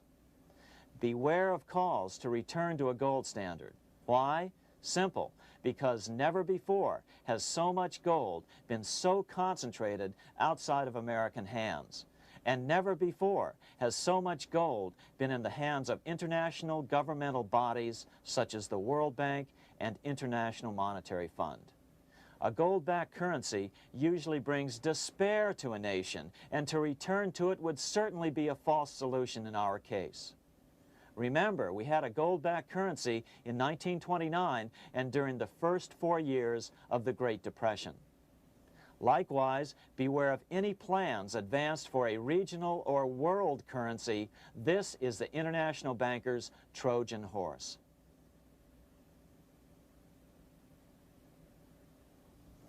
Educate your member of Congress. It only takes a few persuasive members to make the others pay attention. Most congressmen just don't understand the system. Some understand it, but are so influenced by bank PAC contributions that they ignore it, not realizing the gravity of their neglect. We hope we've made a valuable contribution to the national debate on monetary reform. It remains for each man to do his duty, consistent with his state in life. May God give us the light to help reform our nation and ourselves. We say ourselves because ultimately vast multitudes of men are going to be driven more and more to desperation by the accumulation of the world's wealth in fewer and fewer hands. Men will tend to become like their oppressors, selfish and greedy. Rather, let's keep in mind during this period of reform a warning not to lose sight of greater things, as Pope Pius XI put it. For what will it profit men that a more prudent distribution and use of riches make it possible for them to gain even the whole world, if thereby they suffer the loss of their own souls? What will it profit to teach them sound principles in economics, if they permit themselves to be so swept away by selfishness, by unbridled and sordid greed, that hearing the commandments of the Lord, they do all things contrary?